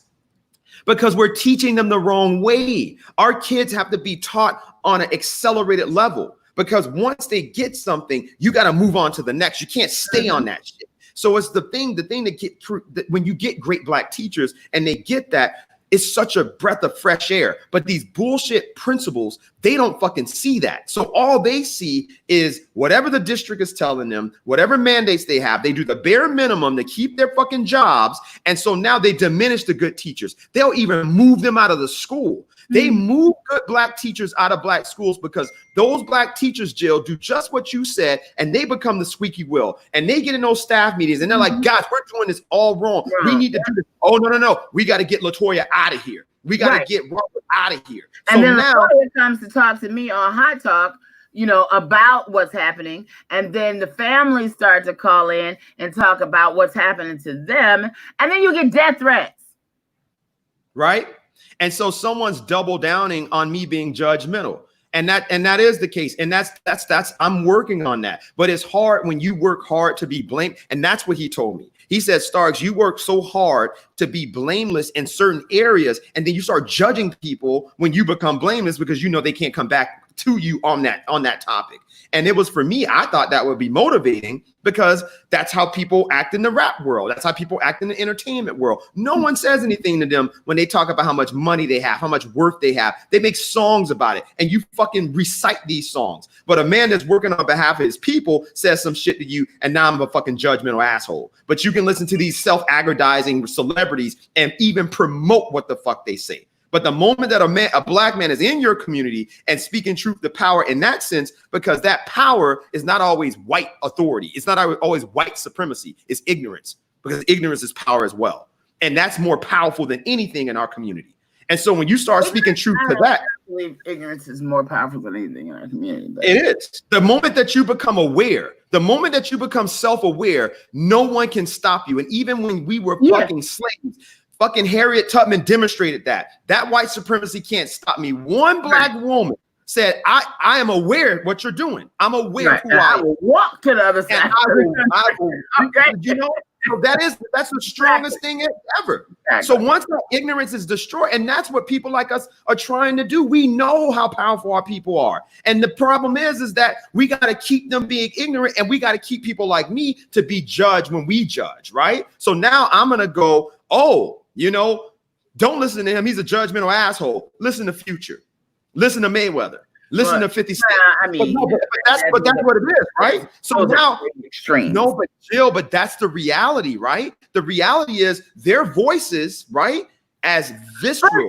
Okay, but no, trust me on this one. I got a few years on you. People that ride for you, they will ride for you. They will see you through. They will see. What did she say? Don't confuse entertainment bragging with activism and business. It's totally different. Yes. No, nigga, no. They are. It is different. Listen. Listen. South Florida has rolled for me through everything, right? Yeah. And when I went from the gossip and I left and I came back and I switched up the game, and I'm talking about shit that really matters and I care about, because that's what y'all are talking my ass. Stop talking about shit you don't give a fuck about.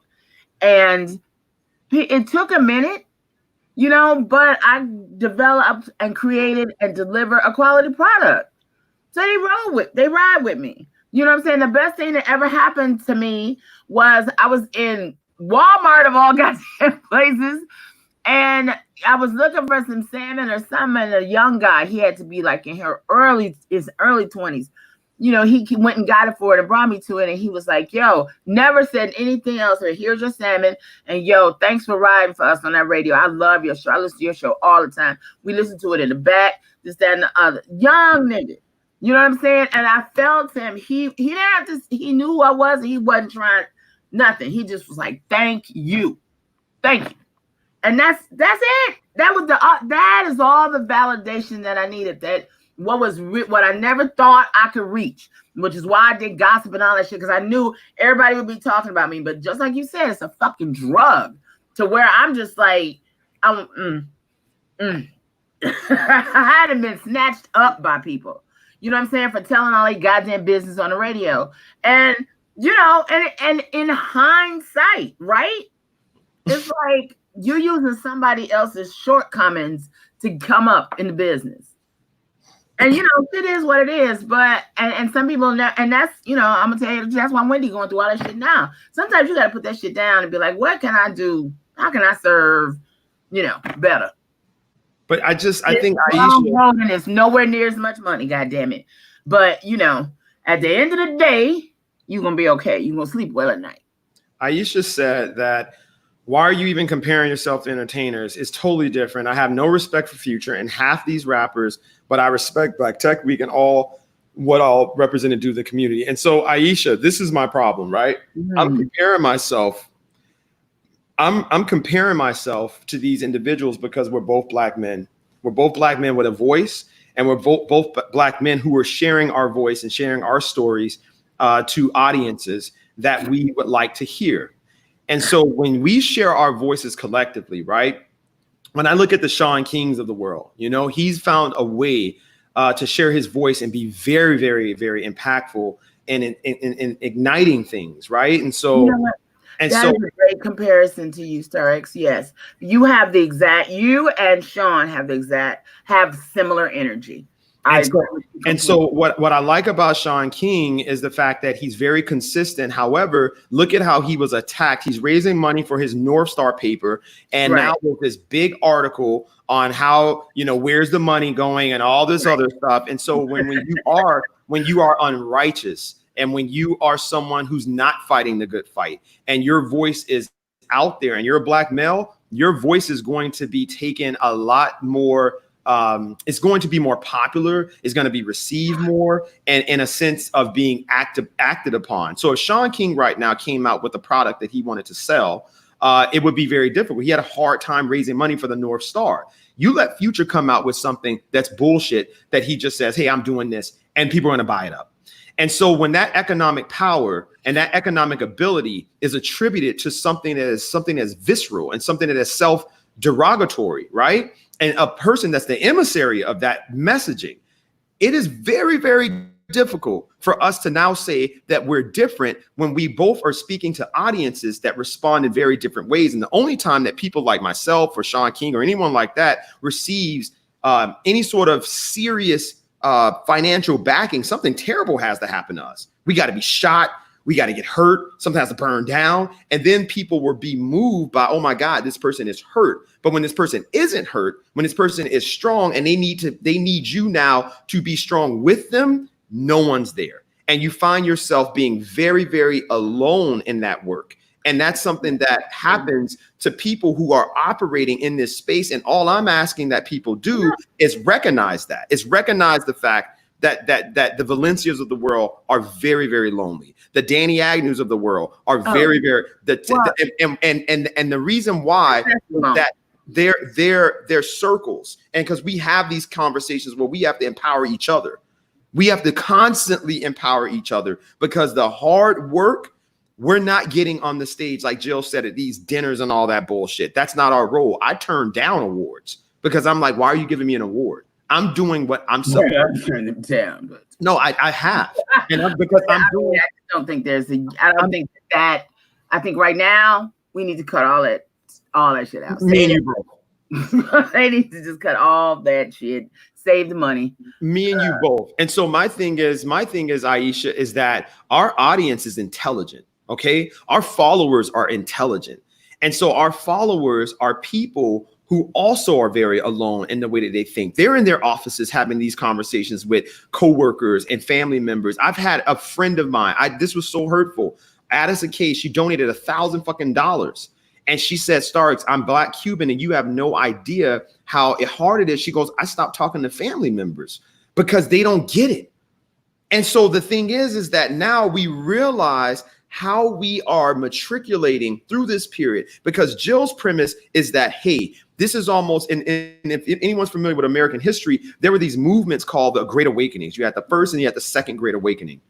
And it was this period of like religious zeal that people went back to God, so to say, and so on and so forth. And so now we are on this path of either using this as a springboard for our Great Awakening, right? For intellectual movement within Black America. We've had a lot of we had an artistic movement, we had a religious movement, we had a soul movement, we had a civil rights movement.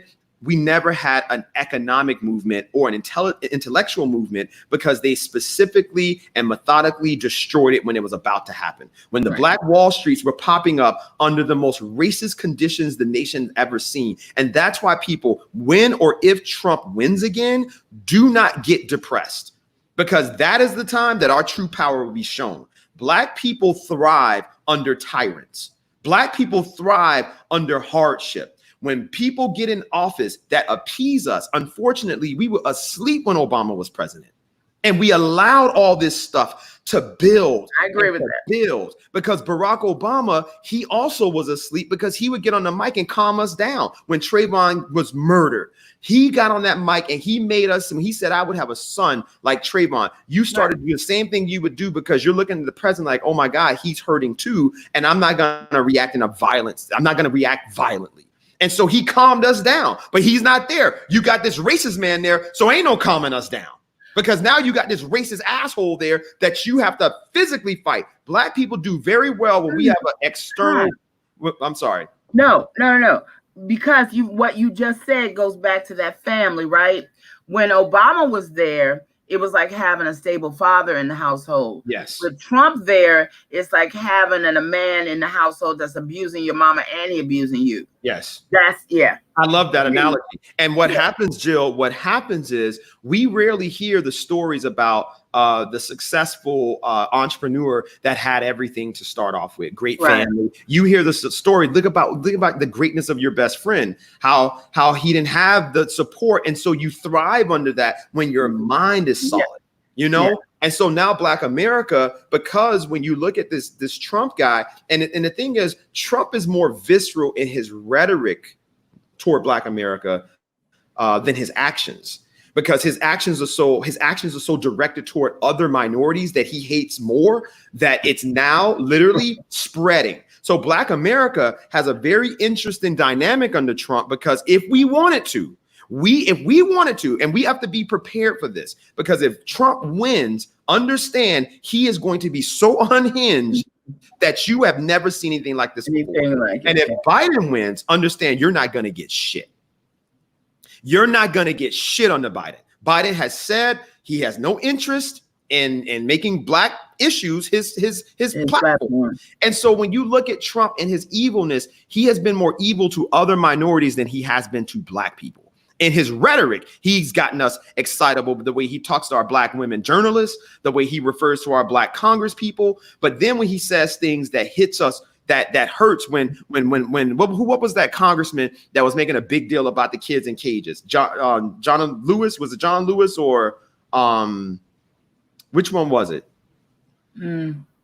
Elijah Cummings. It was either Elijah Cummings or John Lewis, whichever the one.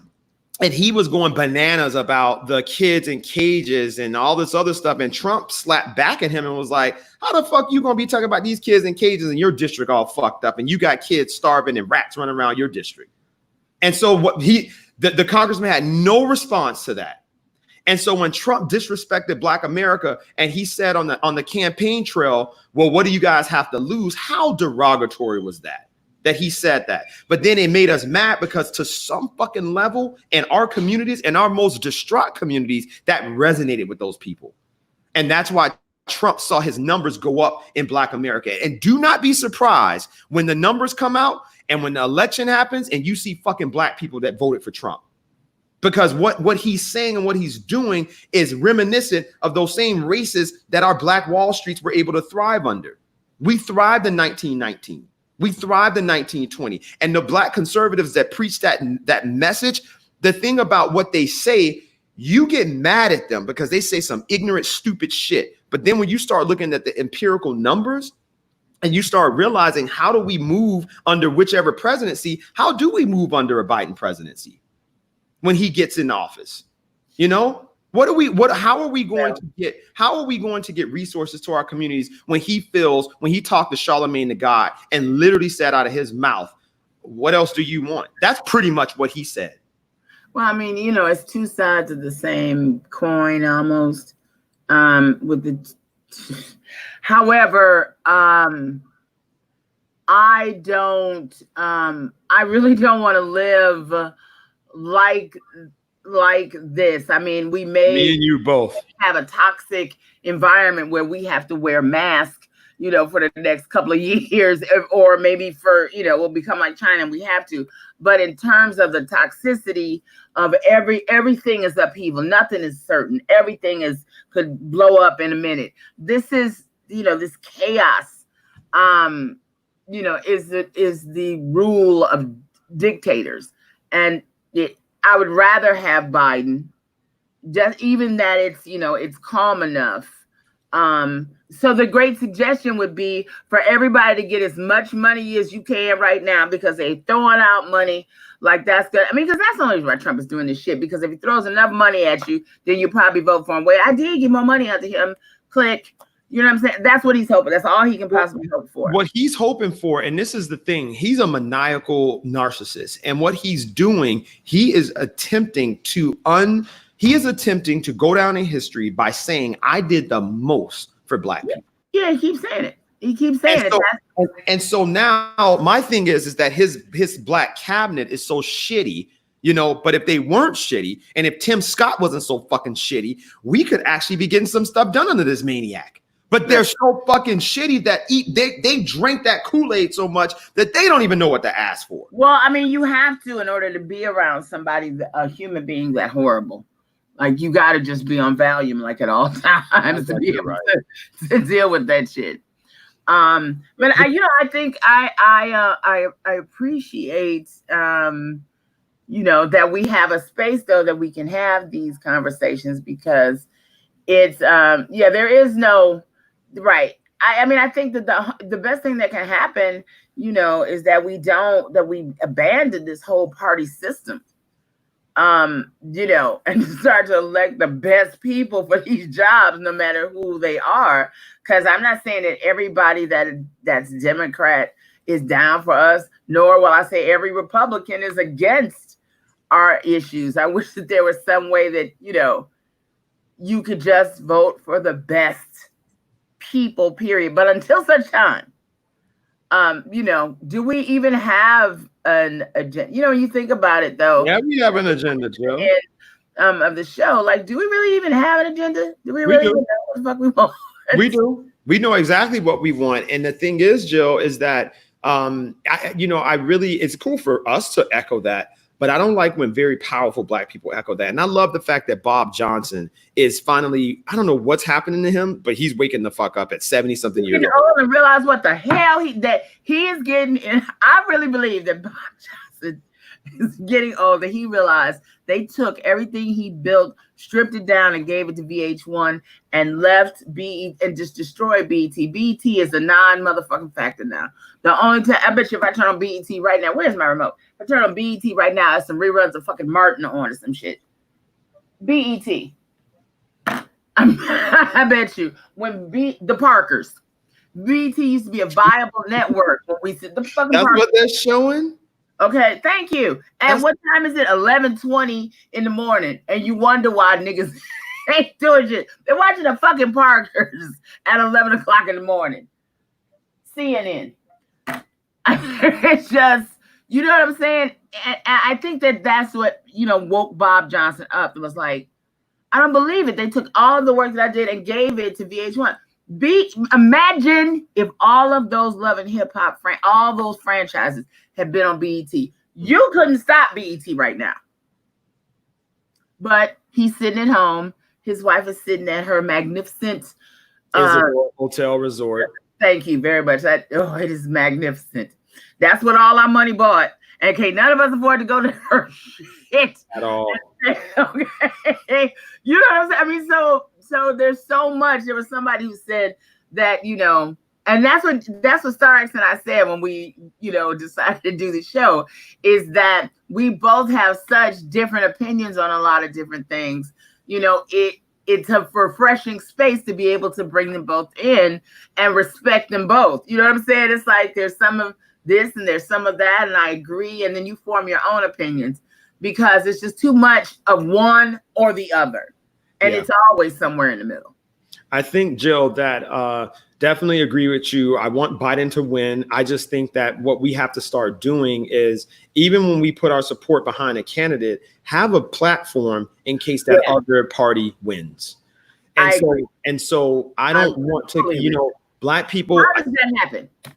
Well, to stop locally, right? Do you think we could do that locally? I mean, is there, to create a platform for what we want to see happen? Because look at God love him. There's just like us, there's a yin and a yang. There's a yin and a yang to commerce over legacy or reparations or whatever. I like what a lot of politicians are doing. But I don't like that we are not a part of it. Our histories are not highlighted in the ways that they should be. From Overtown to Little Haiti, to down south. I just think we are still and Liberty City. I mean, how did that happen? What happened? How did Liberty? I know exactly how it happened, sadly. But the highest point in all of Dade County that can never flood that we, were on, we didn't really have ownership of it, but we have land, we were there. Now that's gone. And soon Overtown, the street, I used to joke that they were going to come through there and all of us going to be left for Overtown was, 2nd Avenue from 8th to 11th. And pretty much whatever that monstrosity is that they're putting up on the side of you all. Well, Groovy Bean. It's like you can't, I was down there, I was like, oh my God, there's no more sunlight in Overtown. And the CRA praises that. The CRA praises that bullshit. It's just like, what the fuck? And Jill, and so someone put this up. Someone said, we are all talking in these little pockets. Right. Where's the plan? What action is coming from all of this talk? That's what I just said. And so that's what we're saying. What is it? Let's go. It's not one. And again, Maxine, we don't want one person to come up with the shit. You know what I'm saying? We want it to be, it's got to be a consensus of people to say, okay, just like you, what are we going to do? What's the blueprint? What are we going to do? And be able to respect, the opinion. Every year we do that State of Black Miami. And every year it always comes down to the same thing. That shit's a fucking joke. Exactly. See what I'm saying? The old guard will not let the young guard in. They won't let go of the reins of power. And it's the same thing every time. And somewhere in the middle, somewhere we've got to come to it. You and I have, we've traversed the same land. But now it's like, okay, now what, y'all? Now what? I mean, I think right now, Jill, we have some factors, right? Everything boils down into health, welfare, and safety. Okay. Mm-hmm. Health, welfare, and safety. And the subcategories within those macro categories is our platform. Everyone wants the same thing. It's not rocket science. We want public works projects in our communities that creates viable drainage, that creates viable pedestrian walkways, that creates viable pedestrian bikeways. We want medians that increases the idea of placing a beautiful shopping plaza that is located in a proximity of high traffic areas that are juxtaposed to schools and daycares. We want to have all the things that non-Black communities have. I mean, this isn't rocket science. We want everything that everyone else has. And I get so upset that we have to keep saying that there has to be this like document. It's not rocket science. We don't have what other communities have. So drive in Aventura, and then go drive in Liberty City and just take a clipboard and write the differences and say that's a good place to start. That is a good place. You know, just drive to Coconut Grove and then drive to Liberty City. They're both in the city of Miami, right? You know, and write down the differences. Go to school, go get a background check, and be a volunteer for a week at Mast Academy at Dash. And then go be a volunteer a week at Norland and Carroll City and Northwestern and Central. Right. And write down the differences. That's your fucking plan. I don't know why we think that it's upsetting because it's like we've been asking for this stuff for decades. It's about putting the people in office that are going to do the work. We have a platform and a plan. Like, what else do you need to know? I mean, we don't have the shit that we deserve. It's just that simple. Yep. So like now when you talk about health, welfare, and safety, so go to the police department in Opelika and go to the police department in Coral Gables, you know, and that's what makes Miami Gardens so unique because you can see they're trying. You literally can see they're trying. I remember how bad, and 22nd Avenue can be better, but look at what they did to Bunch Park.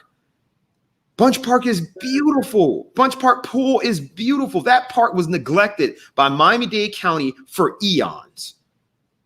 And you drive over there now, and it's a beautiful facility that they're now going, and they got a very competent director in Paulette Murphy, who was the director over at North Miami Beach. They got a very competent city manager, who was the city manager of the city of Hollywood. They got a very competent city attorney. They got a very competent staff. Like, you got a scientist on the council. You got a lawyer on the council. You got teachers on the council. That's a community that's actually trying, and no one's saying, hey, you know what? Let's start mimicking that. So those county officials, the Black county officials, let's mimic some of the successes that Miami Gardens has. The median from 27th Avenue leading to the stadium.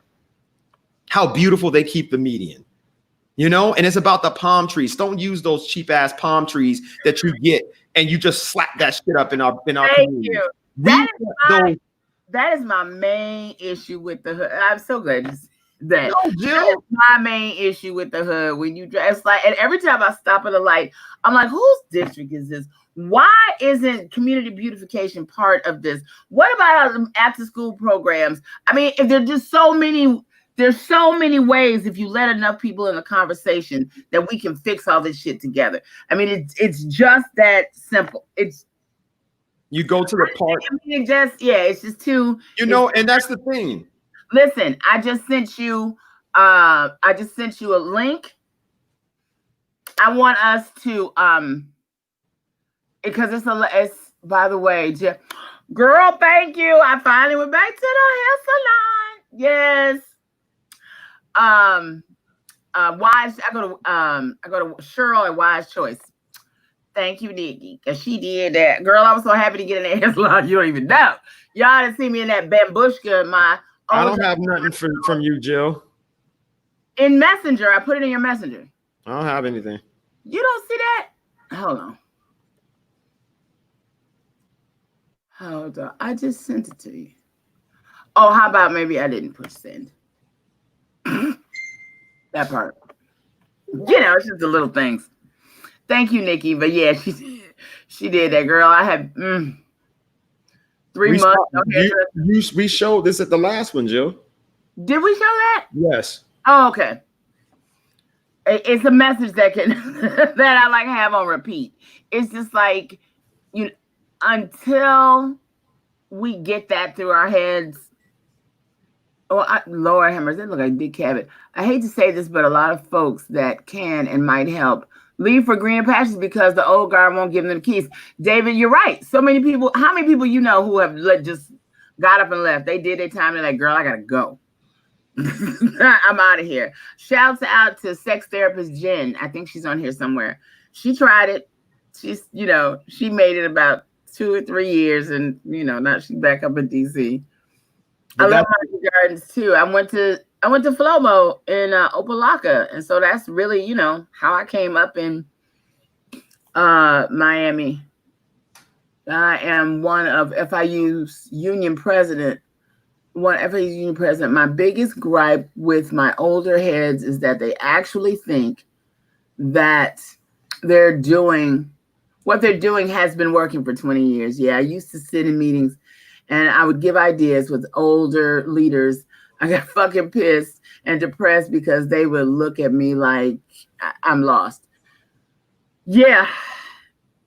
Well, FIU Black Student Union is a piece of shit. I founded that goddamn club, and that club grew. Oh my God! In there at the same time? No, I founded the club. They didn't have one when I transferred to that school. I got out there and I was like, wait, there's no BSU here because my other university had a BSU. I was like, where's the BSU at? They didn't have one. They were like, oh, we used to have something in we used to have something over in the 70s, but I don't know the 70s. Then they were like, well, that was a club in 1983. But then I was like, wait, no. So we worked, Jill, so hard to found BSU at FIU. And I remember that they were so racist to us in the sense, but it wasn't like evil racism, evil no matter what, but it wasn't like Trump type shit. It was like they were hanging crosses with blood. Yeah.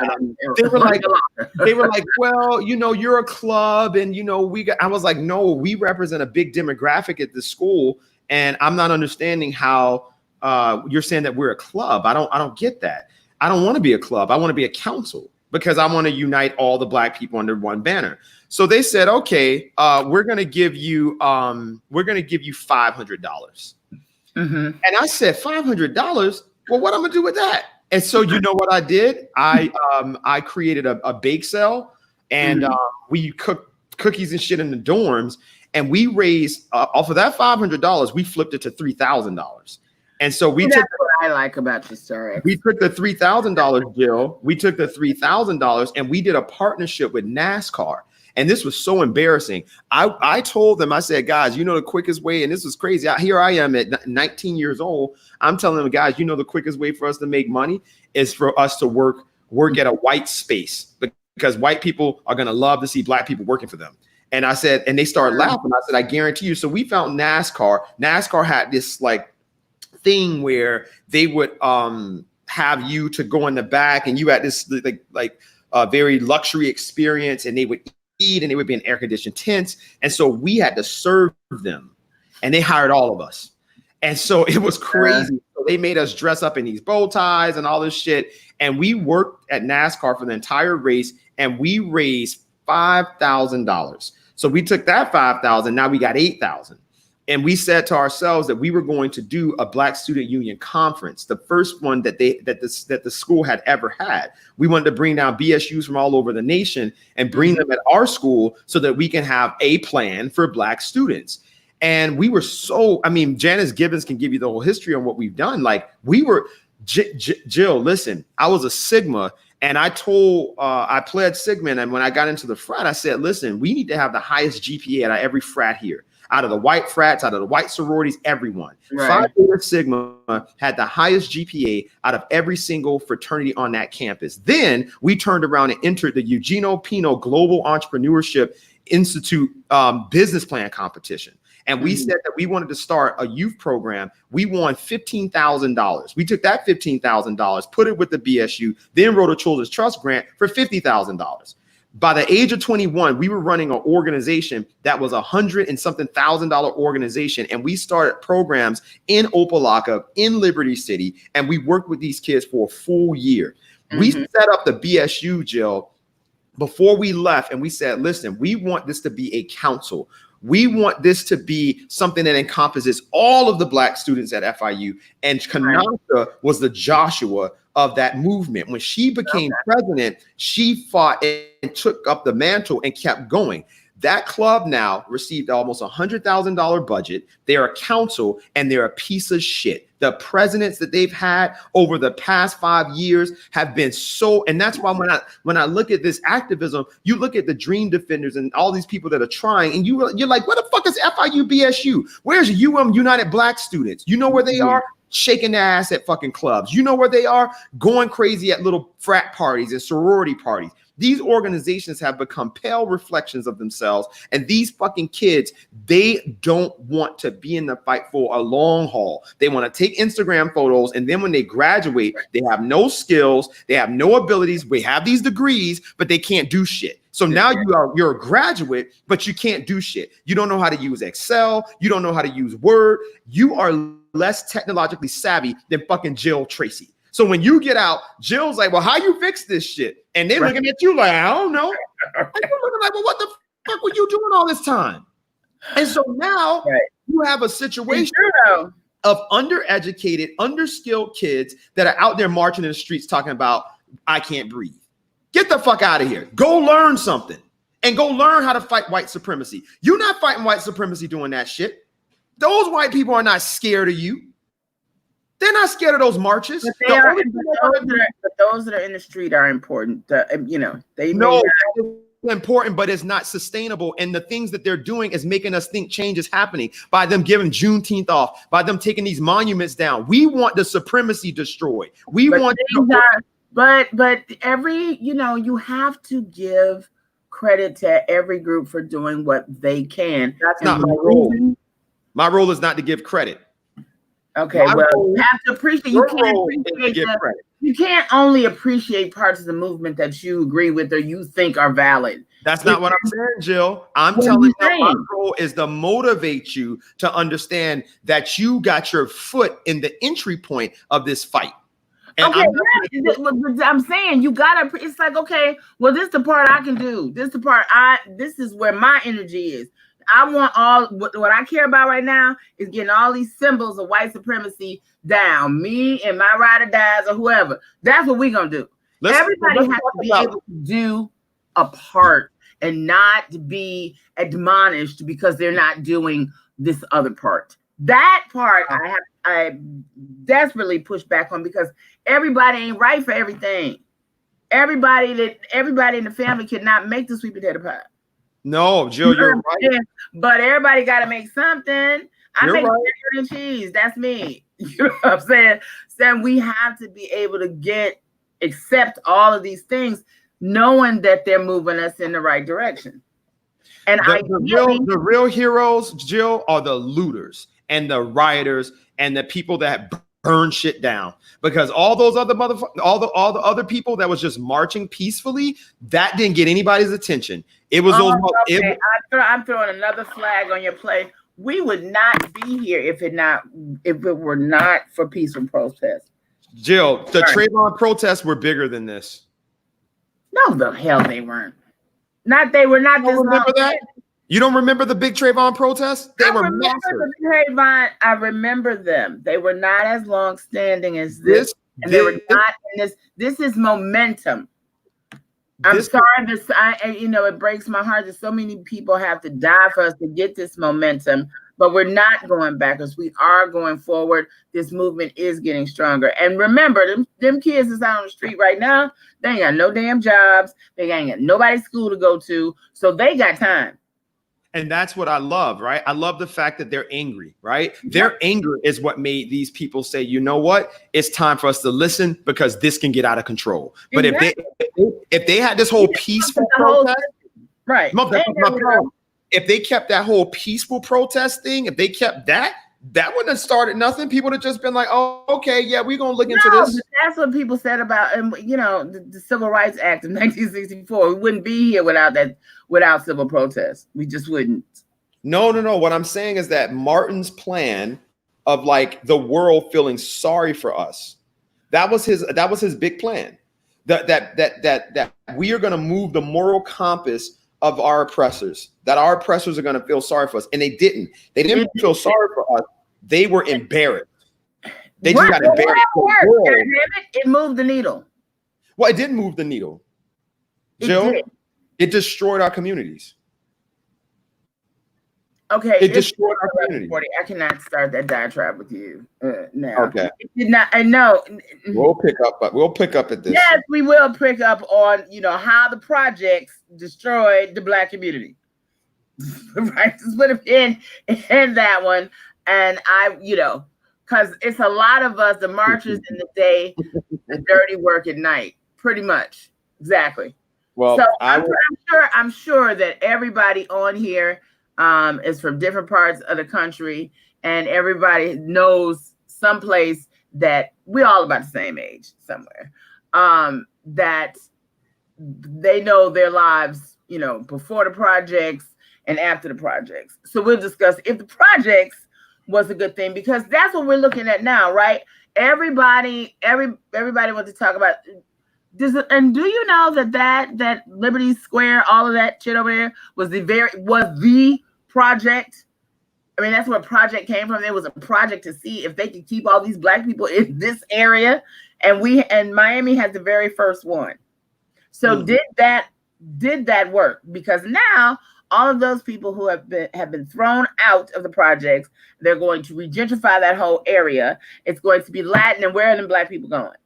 Down south to more projects. A lot of them, and that's what I'm hearing, is that gang violence down south is out of control. It is. Because you got Liberty City now down there, and this turf, it's a mess. But where are we going next? Because you got that, and at the same time you got your group, your millennials, selling grandma house. Yes. So are we about to be nomads? Like, where are we going? So we'll put a pin in that one and get out of here, because it's almost 12 o'clock. All right, guys. It's good to be with you all, and always good to be with you, Stir X. And I hope you all have a great day, and we'll talk to you tomorrow. Love you. Join us in an hour at House of Mac. You guys take care. Have fun at House of Mac. Did you go to Howard's? I mean, Harold's? No, I'm gonna do that tomorrow. Are you? I'm going Monday, I think. Well, then I'll let you know how it is. Oh, how about that? Okay. Right. What did Anthony say? But Starks is saying stop settling for just symbolic gestures. We need all areas fighting. There's no settle. We would not be sitting here for 2 hours talking if we were settling for shit. Oh man. All right, you guys. All right, babe. Talk to you later.